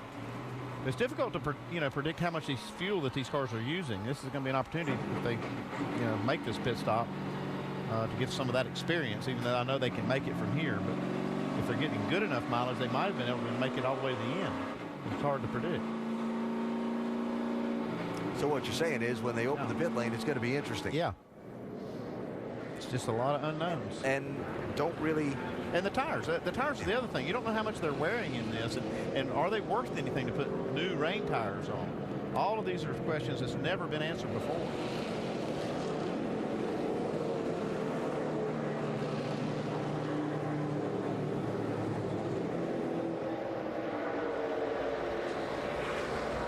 We'll see. There's one thing, Kazura, that you always know, that the cars that were running faster were using more fuel. Yeah, that's true. If they had slowed down, I mean, a minute per lap or so, even more. So that uses a lot less fuel. I bet there are very few places they could really get the throttle down. It is going to be interesting to see. Again, we watch that weather system. Does it clear through before the end of the race? Looking at the sky out to the west, it looks beautiful, actually. A lot brighter than it was not all that long ago. If the tail end of this thing does move through, is there enough racing left for the track to dry to a point that you want to put on the slick tires to make some time or not? And how does the fuel play out? Right here. And how about the restart? Oh, yeah. So we're probably not finished with cautions yet. 25 cars on the lead lap still. So a lot at stake for these guys who hope to be champion at the end of the year. And even Green light, what do you want me to do for the pit? There's one good thing. Trevor Bangman made his pit stop. If these others have to come in, he's already been on pit road and on the lead lap, and he's got his stuff done. That's true. He's in 21st right now. He might end up with a pile of track position here if these guys come in. Oh, they just closed pit road. That's interesting.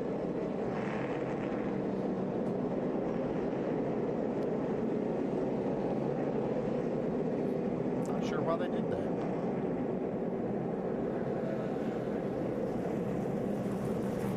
Don't have the whole field gathered up behind the pace car, so that would be why. So it's going to be another lap under the yellow before they come to the pit lane, and we see how any of these questions get answered.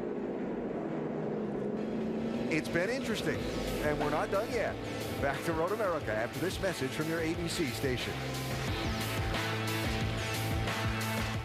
Road for slick tires between now and when the checkered flag waves. Got all that? There'll be a test later. Looks like we might be finished with the rain. Maybe. We still have a very wet racetrack, though, and getting down close to just 10 laps to go. I can't see that the track itself is just going to dry in that amount of time to where slick tires would work. Yeah, and they're on their own now. The crew chiefs can make the decision to go back with not change tires or put wet tires back on or put slicks on. And I'm with you. I don't think the track's dry enough or going to dry enough to take that gamble of let's put slicks on now and hope the track does get dry and we can take advantage. I think it's just, the call here would either be to leave the tires you have on and get fuel or put some new rain tires on. Yeah, and that's the decision, a tough decision, as you were mentioning, because you really don't have any data from any other time telling you how long these tires ago, what kind of wear they're getting. You haven't had a set on to take them off and look at them to have any idea. Have no idea how much wear you have. And of course, we're under the yellow now as we come up to the final 10 laps of this race. And history here says those last 10 laps, we see a lot of yellow flags and a lot of beating and banging. And what was it, your phrase? Feelings get hurt? Feelings get hurt and points get lost. 4 after lap 40 last year and in 2011.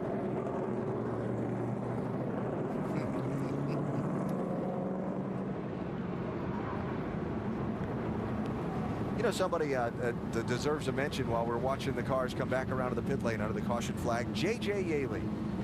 running the double this weekend. NASCAR Sprint Cup race out in Sonoma, California, and here at Road America in the NASCAR Nationwide Series. He's in the number 28 car, and he's up to 11th position. Yeah, he's doing a great job. He must have a little experience maybe racing in the rain. Must have. He passed a lot of cars there during that session or part of the race that we had when they put these rain tires on. So he made his way forward. His background is dirt racing, USAC, right? The open wheels, the midgets, sprints. That's where he came from before he got into NASCAR. But he has done a great job here today in Wisconsin. And tip of the cap to J.J. Yaley, who's running again in 11th position. You know, two other drivers that we see inside the top 10 that have really done a nice job were Ryan Reed and Chris Buescher, teammates over at Rouse Fenway. They drove themselves during that rain part up inside the top 10 in the 8th and 9th spots. Chris Buescher overcoming a pit road speeding penalty earlier in the race that dropped him back to 31st position. He's now running in 9th. And Ryan Reed, we saw the contact he had with Brendan Gaughan and the damage on the left front of that 16 machine. But the young man from California is doing quite well here at Road America today. And something I saw there from our points leader, Regan Smith, during that rain was almost a survival mode, and probably the smartest thing that you could do. I mean, he knew what happened here last year. I mean, he got knocked out of the way and things, but he knew that he just needed to protect here. Nobody that's around him is going to go up and win this race from that point, so he's not going to lose a lot if he just stays on the track. How about their strategy, Doc?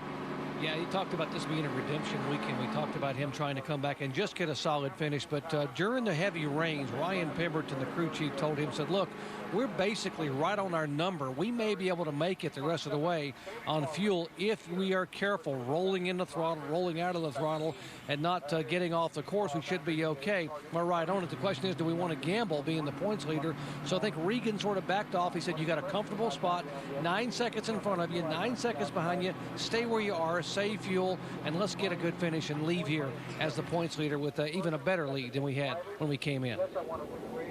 I see in dry conditions, there's no way they could make that from that last pit stop. But under these kind of conditions, they get a whole lot better fuel mileage. Pit road open. You see some takers and some passing.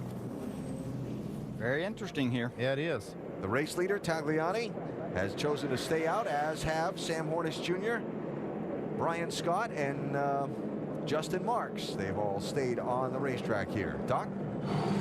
And Brendan Gaughan will come in, and as you guys said, there really is no history knowing how much these rain tires wear, but they've opted to go ahead and change tires all the way around, put 4 tires on it, and they top it off with Sunoco fuel, wipe the windshield with a little more Rain-X on him. Dave? Because he got off the course and got the grill full of grass, Chase Elliott had to pit, no tires, top it off with fuel, and get that motor breathing again. Sadler's also on pit road, guys, because he wanted a shock adjustment to help that car in the rain, plus they wanted to top it off with fuel. Well, interesting that some stayed, some pitted. The skies are brightening. I like the idea of having some fuel for sure. It's Especially if we go overtime. Yes, what we've seen here in the past. And a restart coming. On the wet track. Uh-huh. But I see some blue sky. We're not done yet with the twisted plot in this one, I'm pretty sure. Back to the race. So what we've got to do right here is get as far out as we can, and if it dries out, we would put dries on it and enough fuel to make it to the end, okay? So we've got to just hang on right here and get as far away from these guys as we can, and then if we get a little gap, we'll start saving a little bit of fuel again. If it stays wet, we'll save enough fuel to make it to the end. Well, that kind of spells it out. I mean, if it dries up, they're not going to have enough fuel to make it, and they're going to need to change tires. So I think he's got a handle on it. A couple of good laps, and then we'll start pacing it out. Other than the part that may or may not rain again. Yeah. All of us can say that, but no, he does such a great job at calling these races and getting his driver in the best position to try to win these nationwide races. Sam Hornish runs second, Dave. And Adam Stevens making the calls down here. The call was to stay out. How are you on fuel? And you haven't been able to see the tires, so how do you think they're doing? Well, all reports from the guys who did change tires, they say they look really good. So not really worried about that right now. But as this track gets dry, it's going to eat these rain tires up. So the big debate is when we're going to put our slicks on. short run to the finish here, you know, we might have to pit here in 5-6 laps and everybody put slicks on. How do you make that decision? Is he going to help you with where the track's too dry and all that? Yeah, I mean, that'll be partially his call, and then we'll watch the lap times close. Densworth. Thanks, Adam. Think there's a few crew chiefs down there a little nervous about all this? Yeah, this is a tough one. And we know how much time you lose by coming onto pit road. So you have to know that those slicks are that it is dry enough that you can go make a lot of time, but you're going to have to be passing cars and things that are going to stay out there. So that's a big gamble. Well, here they come to the restart. 10 laps to go. Tagliani and Hornish on the front row, with Justin Marks in that neon yellow-nosed car, who really was making good time just before the yellow, lurking right behind him. Does he make a 3-wide move down toward turn 1? Here we go.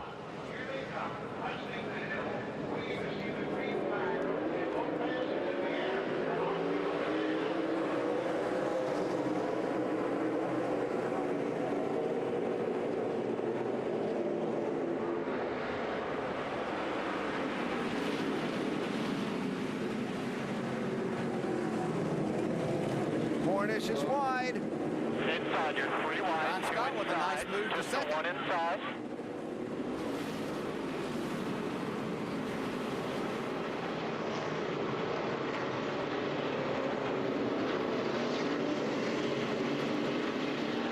Whoa, hang on.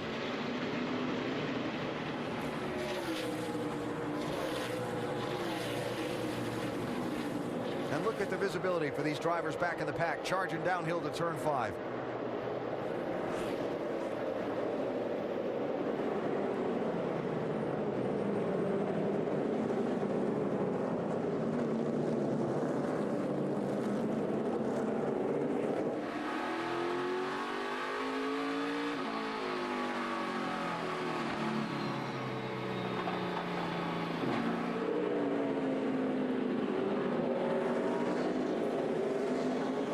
One around, Trevor Bayne. Good, keep coming, keep coming. 3 cars going down, buddy. I'm thinking he got a little help right there. Yeah, I think we know who it was. He drove right into your door. Regan Smith slipping and sliding around, racing there with Justin Marks. Here's what happened to Trevor Bayne. Oh, a lot of help. Yeah, Ty Dillon just getting in there way too hard for the conditions.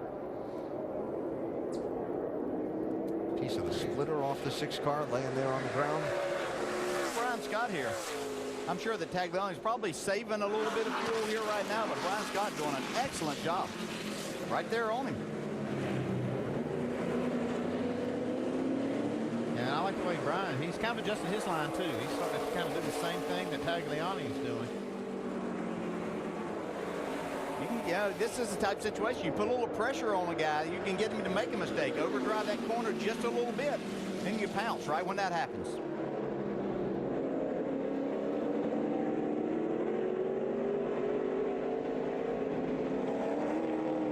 Nine laps to go. You have to be careful not to get a little too overconfident too. Yes. Out there racing around in the rain and start trying to push because Do what you're doing, don't get greedy. There you go. See That's that it. leader That's there? the whole key. See that trophy lurking out there in front of you. Yeah, we see this rain kind of getting out of here. And what's going to happen when this track starts drying is these tires, these rain tires, are real soft. They'll make a lot of heat on a dry racetrack. So what they'll do is they'll try to find places on the racetrack to cool these tires off until they can get them off and when the track's dry enough for slicks. But that's going to be they'll have to change their line again as the track starts drying. This won't get dry enough to get slicks on here today. I just don't see that happening. They will have to hunt and find some wet spots, which sounds crazy because most of the time you want to stay away from that, but that's exactly what they'll have to do. Front 2 have pulled away from Sam Hornish by 5 seconds.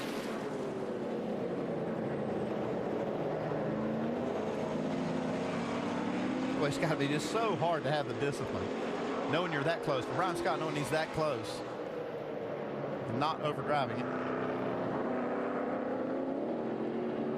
Jeremy Clements has been around on the track and continued, and Trevor Bayne has hit something. Oh my. significantly. It's hard.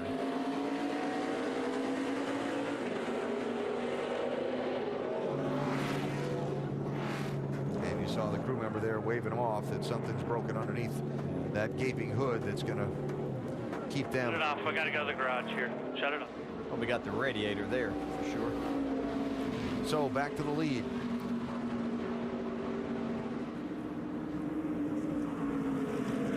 I'm seeing Brian Scott kind of do here, and he probably learned that, and maybe racing with Tagliani helped him a little bit too, but it's more momentum, keeping that momentum up. You're not charging the corner, but you're keeping the momentum, probably in using higher gears most of the time to where you're just not slipping. You're just really not seeing Brian slip the rear tires as much as what he was before, and you still have a very wet racetrack.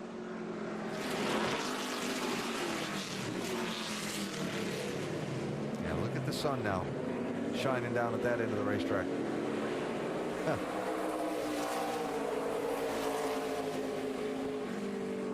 Now, I'm with you. The track's not going to get dry enough for anybody to use slicks. So now this is going to become making sure you have the tires that you do have on the car underneath you to the finish, and then fuel. I think fuel may be the key as to who wins this. I think you're right too, because as this track does get drier, it's going to take more power, and it's going to use more fuel. Last two drivers to win here scored their first NASCAR Nationwide Series victory. Alex Tagliani and Brian Scott, both seeking their first NASCAR Nationwide Series win. The track's getting just incrementally quicker. I'm watching these lap times just to kind of gauge how much moisture is coming up out of the racetrack now.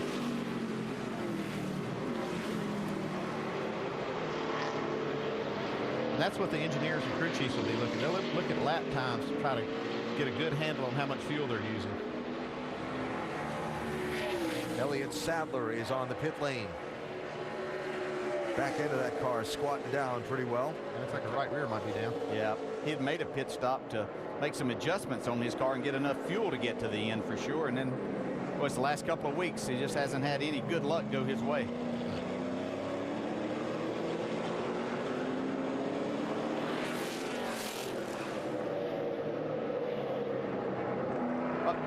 One car wide, Justin Marks.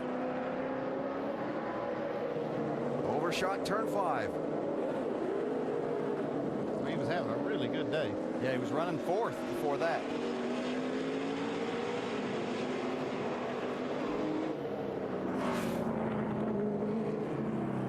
How crazy has this been? Had the sunglasses out this morning when we came in. Although it was foggy and overcast, I had them with me and not stuffed away in the suitcase somewhere or something. Now it's been cloudy and overcast and rainy for most of the race, and now here we go with the sun shining again as we get down to the finish. Yeah, as they're throwing up rooster tails, we have sunshine. Oh, Sam Hornish is off.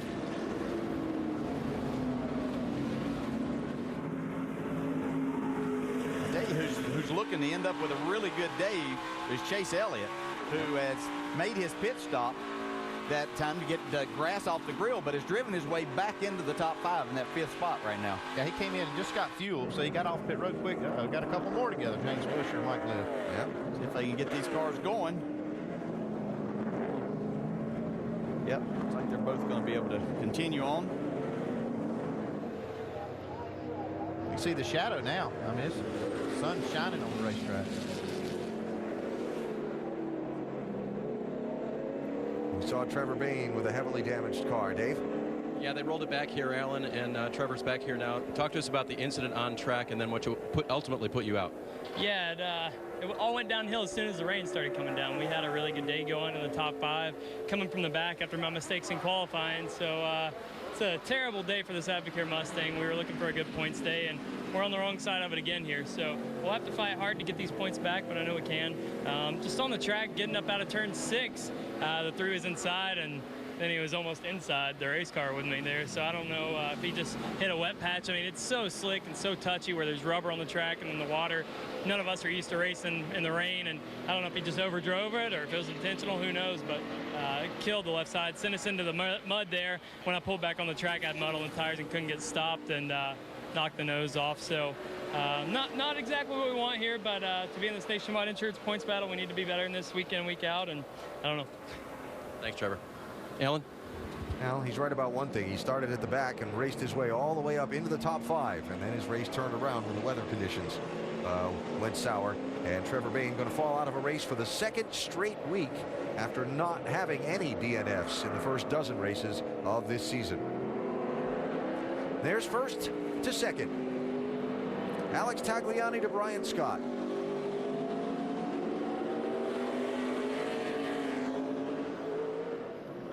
What a great drive today for Brian.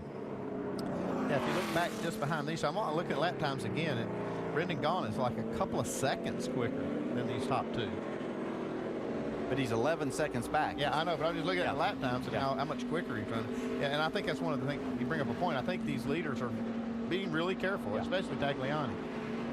There's Brendan. Now, Brendan stopped and topped off his fuel, among other things, at lap 39, while the guys ahead of him are on that we last stopped at lap 27 schedule. And do we have enough fuel to make the checkers?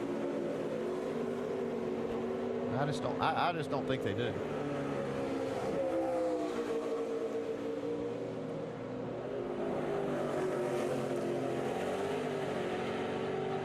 See, I hear Sam's car there as he went through the kink, breaking a little traction. So Sam Hornish has led the most laps in this one and will end up leading the most laps in this one. 25 of the 43 that have been run so far, but he runs now in 4th position, 13 seconds off the lead.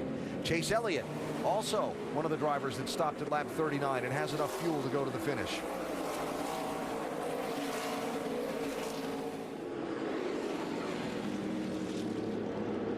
So really the outstanding questions here are, do the top 2 have the gas to go to the finish? Do we see a caution flag that changes the complexion of things and bunches the pack back up again? And does Brendan Gaughan have enough differential in lap time to try and run him down and make it interesting? He's chopped a couple of seconds off it, but he's still almost 10 seconds back. Second half quicker last lap.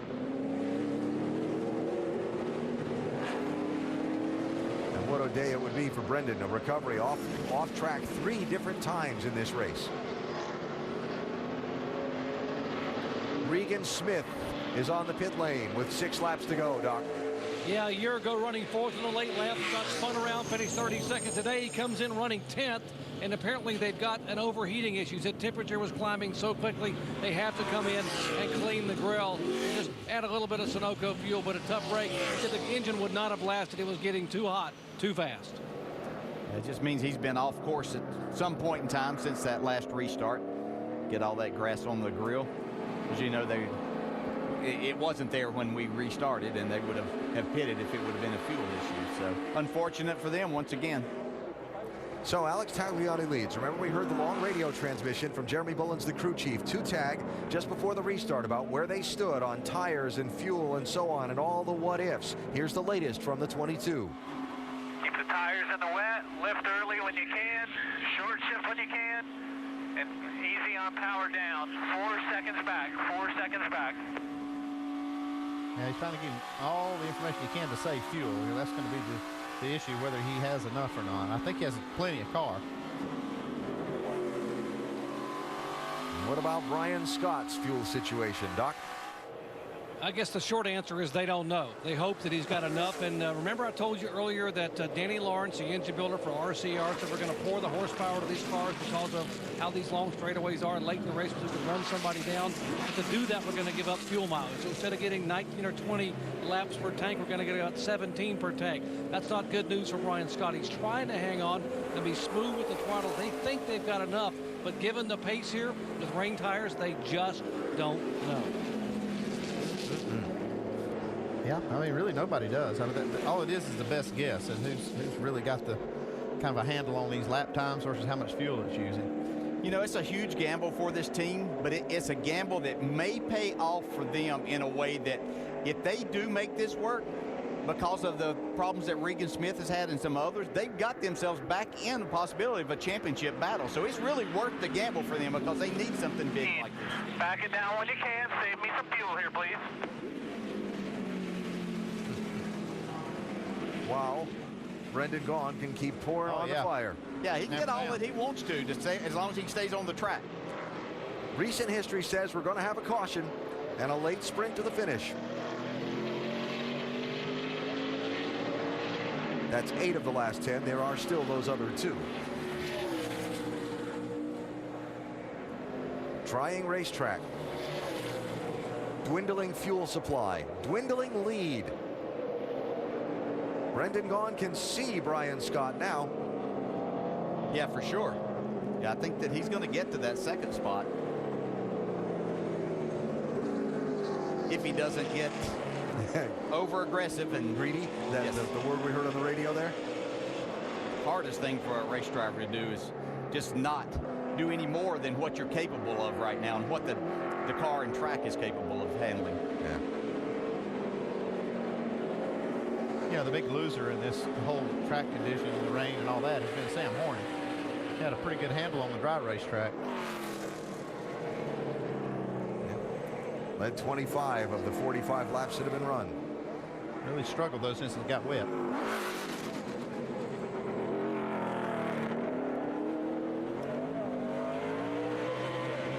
Lost the lead just after the restart where they put the wet tires on. That's when Alex Tagliani got around him and has not been back out in front ever since. Well, there are the numbers. It's a 50-lap race.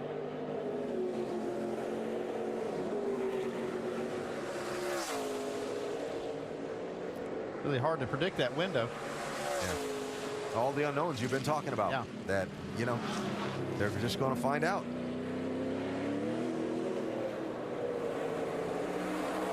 And there's nothing to be lost for this group either, even though they battle for the Owners' Championship. You know, they're here to win the race. Yep. Started to talk about Tag earlier and the great variety of race cars that he's driven this year. Think about it. In the last month, he's been behind the wheel of an Indy car, run the Indianapolis 500. He's been behind the wheel of a NASCAR Canadian Tire Series car up in Canada on a road course. Been behind the wheel of a sports car that's his regular ride for this season that he was just testing down at Indianapolis on Thursday on the road course there. And now here he is behind the wheel of a Nationwide Series machine. Talk about versatility, and yet with speed and pace and competitive in all. Yeah, that's certainly a true race driver there that get the job done. All of those type. Different venues and different race cars. Yeah. Boy, look at second place tighten up. Brendan Gaughan is on Brian Scott. There's really nothing much that Brian can do about this situation and having to save fuel and trying to get himself to the end. Yeah, his best move right now is let Brendan just let him go. And he's doing just that.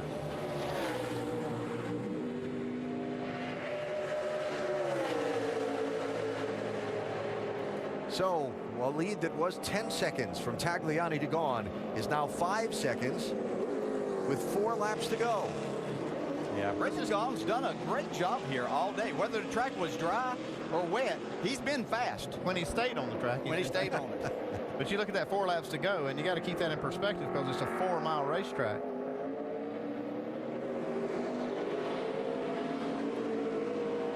Last lap by, he was 3 seconds quicker than Tagliani in the lap. 3 seconds in the lap.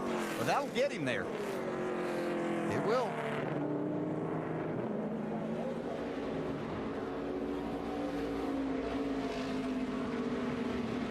But you can't make a mistake. Less and less water to go find to cool those rain tires out on the course. And what is the fuel situation on the race leader? Brendan Gaughan knew that to take advantage if something did happen fuel-wise to the 22, that he had to be in second to take that. He's done that job. Now how much does he continue to attack and try to run down the leader? I think he's fast enough to catch him now. I'll just keep pushing. Because you can't count on this the 22 running out of fuel.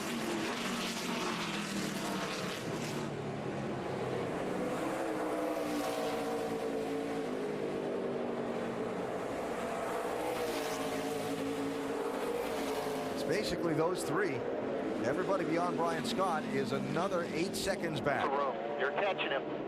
And the one thing he's doing is making Tagliani run harder, using more fuel. That's right.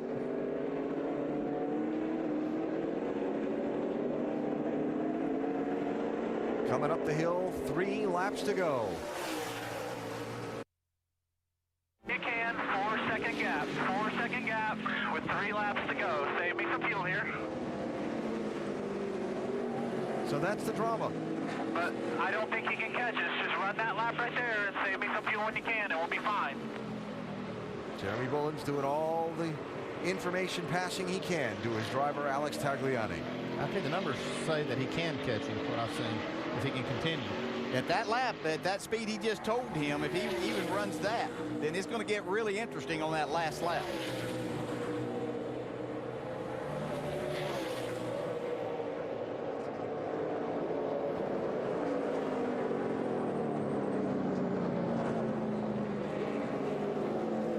As if there's not enough to think about.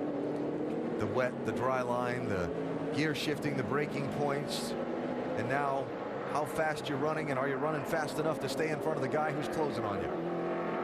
Yeah, they're coming for 2 to go. But that's still 8 miles. That's 16 laps at Bristol. I mean, that keeps it in perspective of just how long this racetrack is. Especially when it comes to talking about fuel mileage. An experienced driver behind the wheel. How easy is it to shut out those distractions and those things and just focus on your pace and your marks and what you're doing? Or is he naturally, like most of us would think, looking up in that rearview mirror and just checking the gap? You know, he'll take a couple of times just to glance and try to get an idea. When somebody's still, 4 seconds behind you, it's hard to gauge sometimes. So the best thing that he can do, and he's doing it, is hit his marks and do the very best that he can in making as fast a lap time as he can and saving the fuel at the same time. That's the hardest thing that he's got, is trying to save the fuel. He knows he could go faster right now, and this wouldn't even be a race to the checkered flag. But he's got to have fuel to get there. In this lap, he seems to have stabilized that gap some.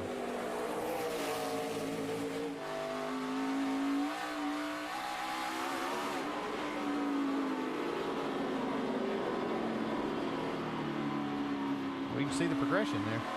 Catching him quick. There are things that he can do now that he can run a little bit faster lap time because the track is drying out a little bit, that he can carry a little bit more speed, a little bit more momentum, but not use any more fuel at the same time. Oh, he picked it up big time that lap. He picked up a couple of seconds on what he had been running. But Brendan Gaughan, he's about, what, 3/4 of a second quicker? Yeah, he picked up his Waste time. any fuel here. It's all good. I mean, he actually is. That kind of stopped that progression a little bit. I mean, he is catching him, but not nearly the rate that he was. That can only make the driver more nervous when the crew chief is riding him about the fuel.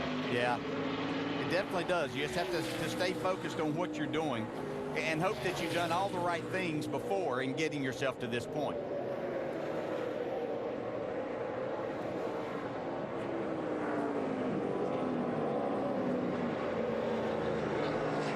First, second. What a drive it's been for Brendan Gaughan, Doc.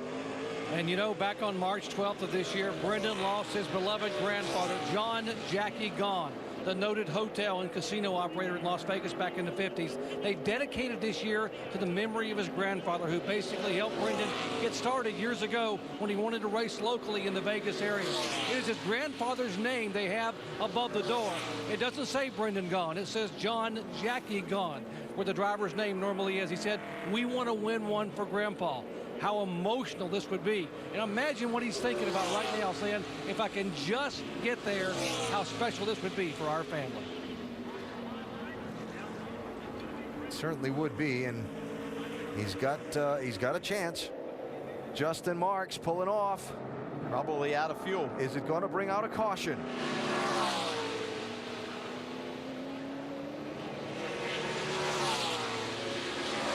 He was in 7th place. And one of those guys that pitted on lap 27, just like Tagliani.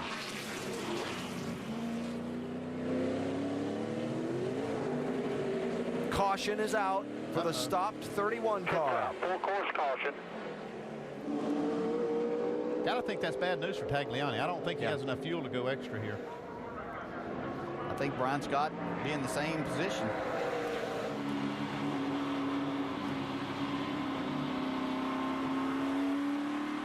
Wow. Well, that changes everything. And there we go. That 8 out of 10 with the... Yeah. Yep, here we are. Yep. Make it 9 out of 11 with a last green run of 2 laps or less. We're going to have some extra racing here at Road America today. You know how these restarts go at the end of these road courses? A lot of pushing and shoving. Yeah, it's dried out enough that they're going to get pretty serious on down in turn 1 now. And we're going to get a good chance. It'll be interesting to see if they pit. Where's Tagliani's out? Yeah, there's a 22 car. Yep. He wasn't going to make it anyway. Already, I'm stuck. Yep, he wasn't going to finish. And forward, I'm trying to get you some help here. Wow. So now you look at Brian Scott, Sam Hornish. Those guys last pitted on lap 27. They're running second and third. Chase Elliott has enough fuel. He's running fourth. Just past the entrance to the pit lane. Is the groove dry enough for dry tires? 4, 10, 4. We're going to put gas and 4 tires in it right here.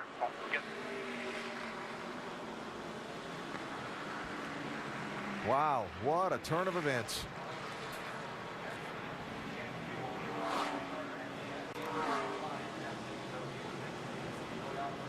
So Brendan Gaughan is the new leader of this race. If I'm him, I'm popping the clutch on that thing and letting it roll back past the pit road entry so you can just get pushed right into the pits. Absolutely. Otherwise, he's going to have to get pushed all the way around.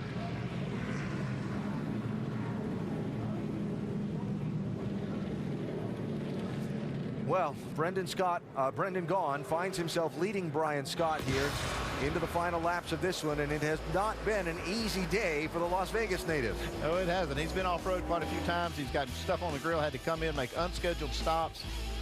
This was when the track was actually dry, and he was off. I thought this really was the hit that was going to take him out of any kind of contention. I really thought that he got that right front tire, but Brendan's persevered through all of that. And now, for a guy who's from Las Vegas and whose family is involved in the gaming business, he's going to take a little gamble here. the luck has fallen his way. They don't have to roll the dice because they've got fuel on board. Well, they actually did roll the dice. You know what they did? They came in and made that pit stop and got fuel and made sure that they could go to the end, but they were kind of rolling the dice on whether the other cars could make it. Yep. And that we would have some extra racing, a green-white checker situation. Onto the pit lane, pushed by the tow truck, comes Alex Tagliani in the 22. You have to feel for him. Oh, he's done a great job today. Yeah, but you know, the other side of it is the caution is not what cost him. He wasn't going to make it, so you know, it was a gamble that went awry for them.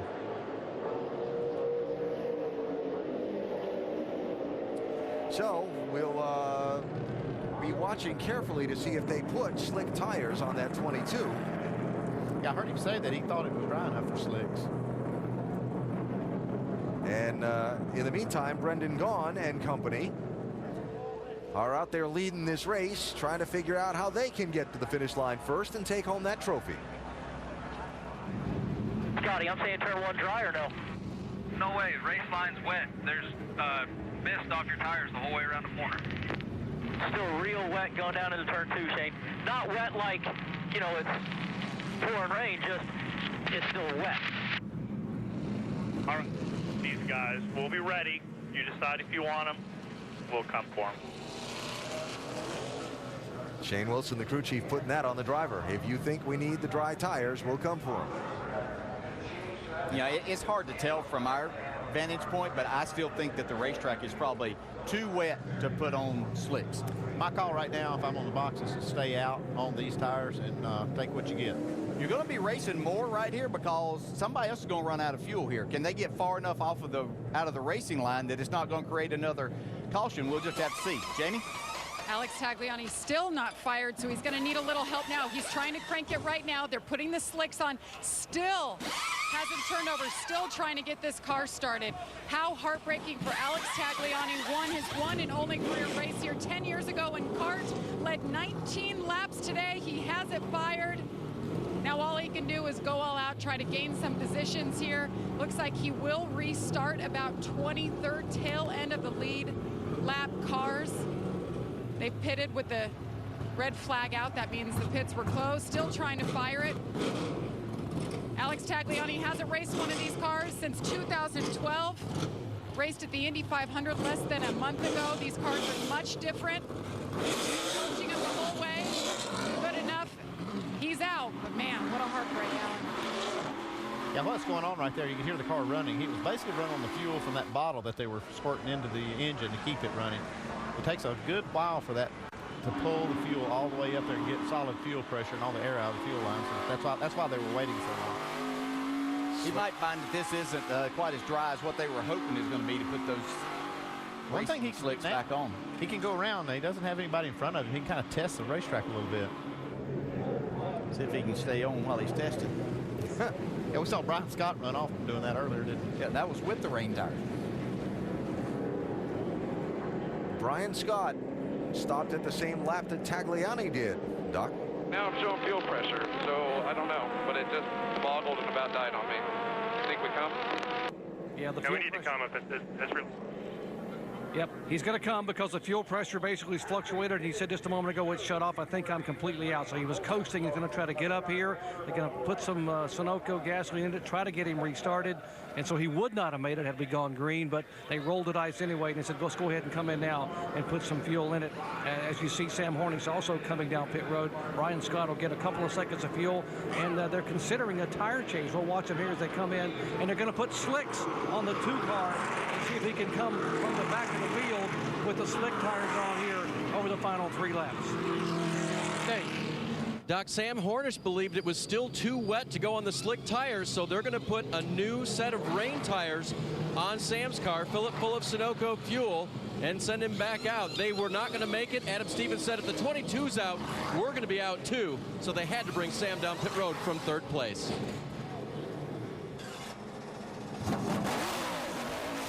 I mean, these cars just did not have enough fuel. They may have had enough to go to the end. We don't know, but definitely not enough for a restart with 3 more laps. Very interesting.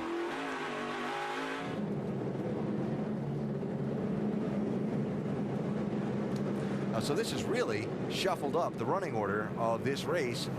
Not only set up the wild scramble toward the finish, but look at who's running where now. 62, Brendan Gaughan's the leader. 9, Chase Elliott is second. 55, Andy Lally is up to 3rd. The 23 car is Kevin O'Connell, a road racer. Normally drives a Lamborghini in some of the IMSA competition. And he comes out here for the road course races in the Nationwide Series, and he's running right now in 4th place. J.J. Yaley's up to 5th. Landon Castle, Carlos Contreras, Ryan Sieg, Jeremy Clements, Elliott Sadler in the top 10. Yeah. And we're not done yet. There's a lot to go yet. Uh-huh. J.J. Yeley and Nathan Castle might as well take advantage because they're probably not going to get back to Sonoma where they thought they were going to catch that flight. Yeah, well, we'll see how it all turns out. The track's drying. Got some folks out there on slicks, some folks on wet tires. Could be crazy. Back to the finish after this from your ABC station. What a gorgeous day it's turned into here in Road America.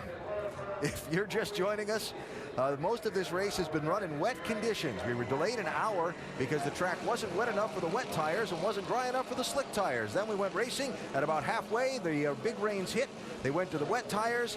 And now as we came down to the finish, the track is drying, the sun is out, and the guy who was leading the race ran out of fuel.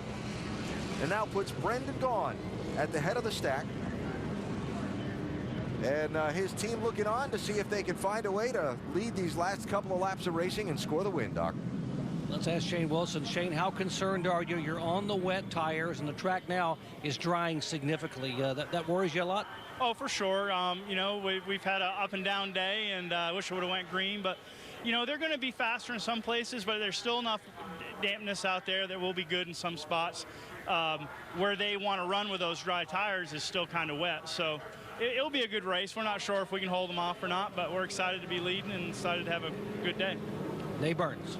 With Ernie Cope now, he crew chiefs the 9 for Chase Elliott today. Ernie, do you have any concerns for Chase at the end of this race? Yeah, I mean, I hope we don't get run into, and gas-wise, we're way good, and hopefully the wet tires will hold up, but as long as we don't get run into, we'll see what happens. All right. Interesting how a problem brought Chase to pit road to get the grill worked on, to get the grill cleaned off, and this may work out in their advantage, Alan. It's been an interesting topsy-turvy race, that's for sure. For a while in the dry conditions early in the race, looked like Sam Hornish was going to run away with it. Sam led almost the whole first half of the race. From the minute they went onto the wets, he has not been a leader of this race.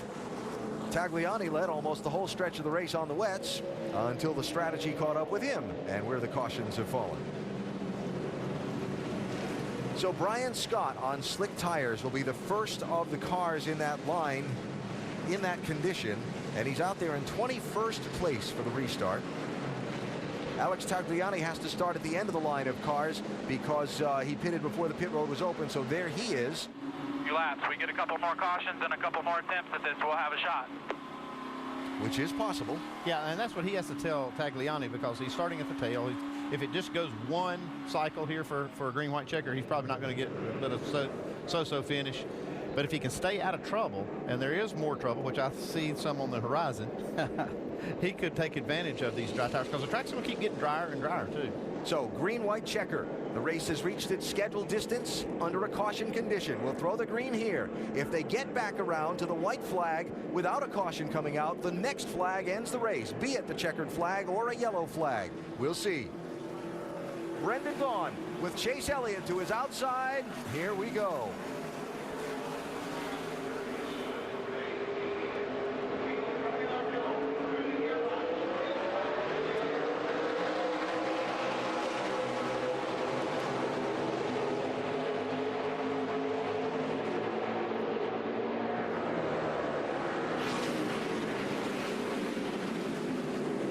Chase Elliott trying to nose out in front of Brendan Gaughan off turn one.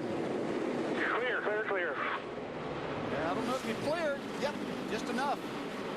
Wow, what a move. New leader of the 9.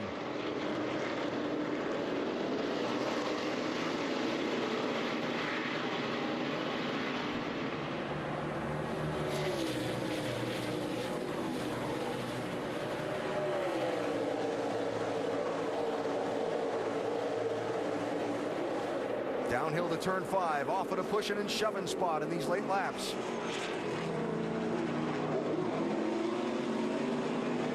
Well, Chase Elliott made a nice corner there. He opened up his lead. Can they get back around to the white flag is going to be a key. Look at Kevin O'Connell beating on the back bumper of Brendan Gaughan.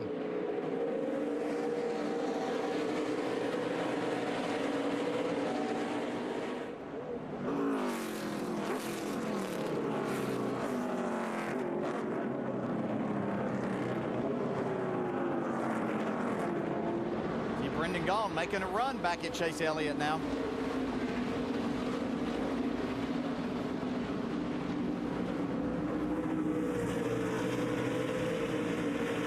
Tagliani's up to 15th.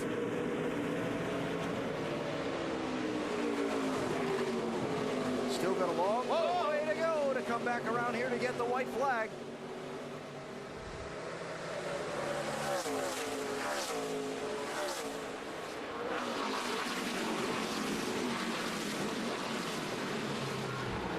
Brendan Gaughan looking inside as Chase Elliott overshoots Canada corner. That's a nice move that Brendan Gaughan made right there. He set Chase Elliott up for that. Yeah, he did. He put enough pressure on it to make him make a mistake. He's driving like a wild man. Just go get it. Hit your mark. I know Chase Elliott wants to win this, but he could look at the big picture right now and have a great points day. Here they come to the white flag. We are in the final lap at Road America. 4 miles around, 14 turns. What happens? Here's Chase Elliott inside of Brendan Gaughan looking toward turn 1. Brendan sailed it off in there that time. He made it stick.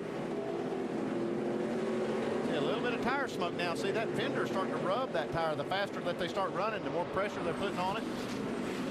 You can't count this 23 out of this yet either. Nope. That's Kevin O'Connell, a Californian. The name on the side of his car says Shania. They're racing with Shania Twain's charity on the side of that 23 car.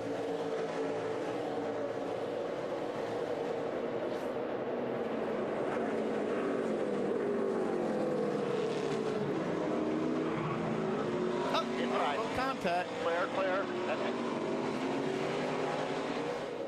Going to cost Chase Elliott a little bit of time and position there. There's been a crash behind these leaders in turn number 3. We stay under green. New second place car.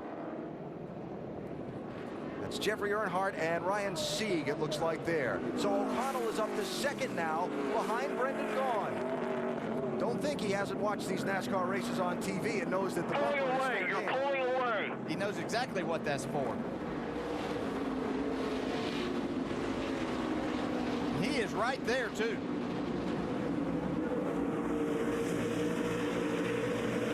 J.J. Yaley's all over the back bumper of Chase Elliott, too.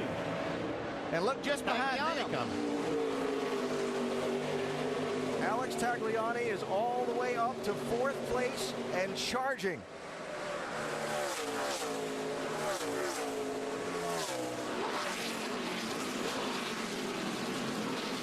Watch him go after Chase Elliott here.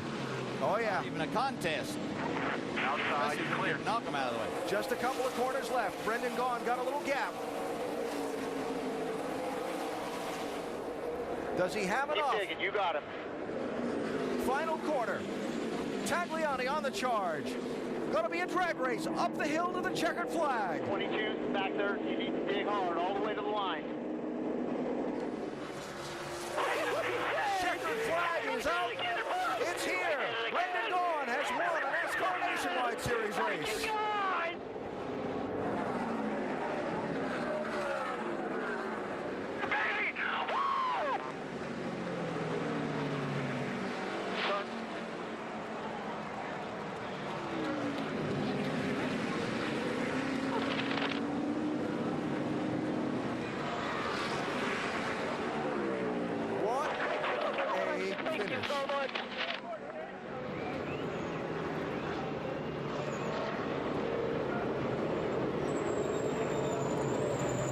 I'll tell you, you could have bet 3 or 4 times during this race that it was no way Brendan Gaughan would even finish, much less win. That was a great win. That was an unbelievable job of driving. 98 times he's gone to the green flag in the NASCAR Nationwide Series, Doc. This is the first time he's going to take home the trophy. Those aren't raindrops. Those are tears in Shane Wilson's eyes. You did it, my friend. You got him to victory lane. What does this mean to you? Oh, it's been a lot of years since we've been to victory lane, so we'll enjoy it. And just got to thank all these guys. A lot of these guys, first time they've won a nationwide race. And just a good day. That's all I got to say. Overcome with emotion. You can see how much this means to him and this whole team. And I can't wait to talk to Brendan Gaughan at victory lane. It's going to be fun, Doc. Shane alluding to the fact that he and Brendan, winners before in NASCAR's Camping World Truck Series, 8 times together as driver and crew chief. But the first here in the NASCAR Nationwide Series. And again, Road America. What a race. Glad you saw that one, huh? Oh, absolutely. Yeah, no disappointment there whatsoever. A little bit of everything. I can't remember a race that had this much. I mean, and then, you know, what a great job that Brendan Gaughan did in winning that race. But how about Alex Tagliani? Come crazy. In 2 laps, he almost won this race. I mean, from way back. Kevin O'Connell, too. Oh, Such a good job. That's amazing. 3rd place. J.J. Yeley finishing 5th. Jeremy Clemens, 6th place finish. But the day's about that, man. Yep. Long time trying. Richard Childress Racing getting Brendan Gaughan to victory lane today here at Road America. We saw off the course 3 different times in this race. Off schedule, thought it had thrown his race into chaos by having to come in and clean off the grill and out of pit stop sequence. And that pit stop sequence ended up falling in his favor when the other guys that he was trying to catch for the lead both had to either run out of fuel or stop for fuel. I mean, everything happened to him, too. I mean, he got run into in the right front wheel. You think that it's done so much damage that it's not going to be competitive. I think it actually helped him. And traded the lead twice. Yeah. After the restart with Chase Elliott before he got away and led to the white flag and then had to hang on that last lap. Yeah, that might have been the most impressive thing that he did all day, was to rebound from losing the lead down in the first corner after that restart, was to get himself righted and run Chase Elliott back down and make that move. Yeah, these two, I think, had a little bit of disagreement on the last lap.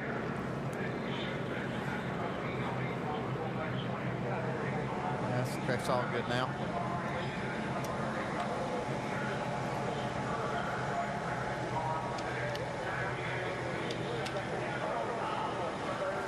One, I'm racing for a championship.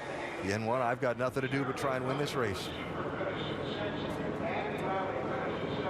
Chase Elliott will wind up with a good day here at Road America, considering the way the weekend started, Dave. As you said, Alan, topsy-turvy, up and down. But Chase, so what message did you have for Alex Tagliani back there? Well, he just didn't show us a lot of respect. I didn't feel like, you know, I understand those guys are racing for an owner's championship too. I hate to see those road race guys come in and just root you off the track like that down there in Canada Corner, whatever number that is. But I mean, it's hard to be disappointed with that. As bad as our day was going and as bad as our weekend had gone, it's completely my fault. I mean, I feel like we had a top 5 car. Once I finally figured out the racetrack, it took me a little while, but thanks to Napa Auto Parts, everything they do, guys for working hard yesterday, get this thing fixed, Nationwide Insurance and the fans, we'll move on. I mean, I can't do anything about it now. You had an off when it was wet. Describe what it was like driving in the rain here today. Yeah, it was wow. Wow is about all I have to say. I mean, there was times where I couldn't see anything, and when it was still raining and the sun came back out, I don't think anybody could see. I mean, I was pretty much driving off the light off the car ahead of me. I mean, it was bad. I'm soaked. It was a different day, but it was a lot of fun. I hope the fans enjoyed it. That's something we don't get to do very often. So lots of gamesmanship when that thing turned back to being dry, and whether or not we need to pit and put dry or slicks back on. But congrats to Brendan, did an awesome job, and we'll try again next week. Thanks, Chase. Alan? Well, what a day for Brendan Gaughan, and what a victory lane this will be. Let's go down there now and hear from the race winner.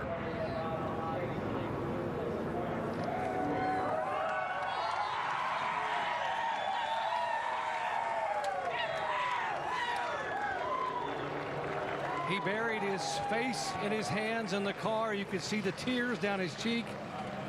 And in 98 tries in the NASCAR Nationwide Series, now Brendan Gaughan. My friend, you did it. You did it. You're a winner. What does this moment mean to you? Life has not been easy right now for the Gaughan family, and thank you to Shane Wilson, Richard Childress. I tried to give this race away 3 times today, and I'm fully embarrassed. I was not focused enough. But man, Richard gives you great Chevrolet stuff, and South Point Casino, join APS.com, Dave Marmarek, who my own personal little sponsor, takes such good care of me. UNOH, you know, I love my colleges. I got a college on the race car. It's such a great feeling after 10 years, Doc. I'm so happy. I don't know how to tell you. Back in March, you lost John Jackie Gaughan, and you said this was a dedication. This was what you wanted to do, was get one for him. Your thoughts? We finally finished moving out of his apartment in the El Cortez yesterday, and I couldn't be there because, of course, we're here. Love my grandfather, love my family. Thank you to my wife and my kids. They're not here for my first win in 10 years. Thank you, Richard Childress, all the guys at the shop, all these guys right here, great pit stops. They didn't give up on a jack-off driver that made 3 mistakes today and should have cost himself the race.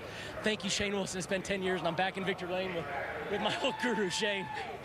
What are you thinking? 1 lap to go, and Chase Elliott goes by you. You made a classic move in Canada Corner to get by him. How did you set that up?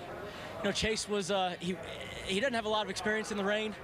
And I wrecked a Corvette a couple years ago at Ron Fellows Driving School with Chase Elliott there. Kind of embarrassing. And I knew the rain line. I've been around here in the rain 20 years ago.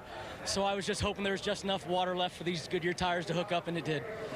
So happy for you, my friend. Enjoy the moment. Thank you, Doc. I appreciate it so much. Brendan Gaughan in 90.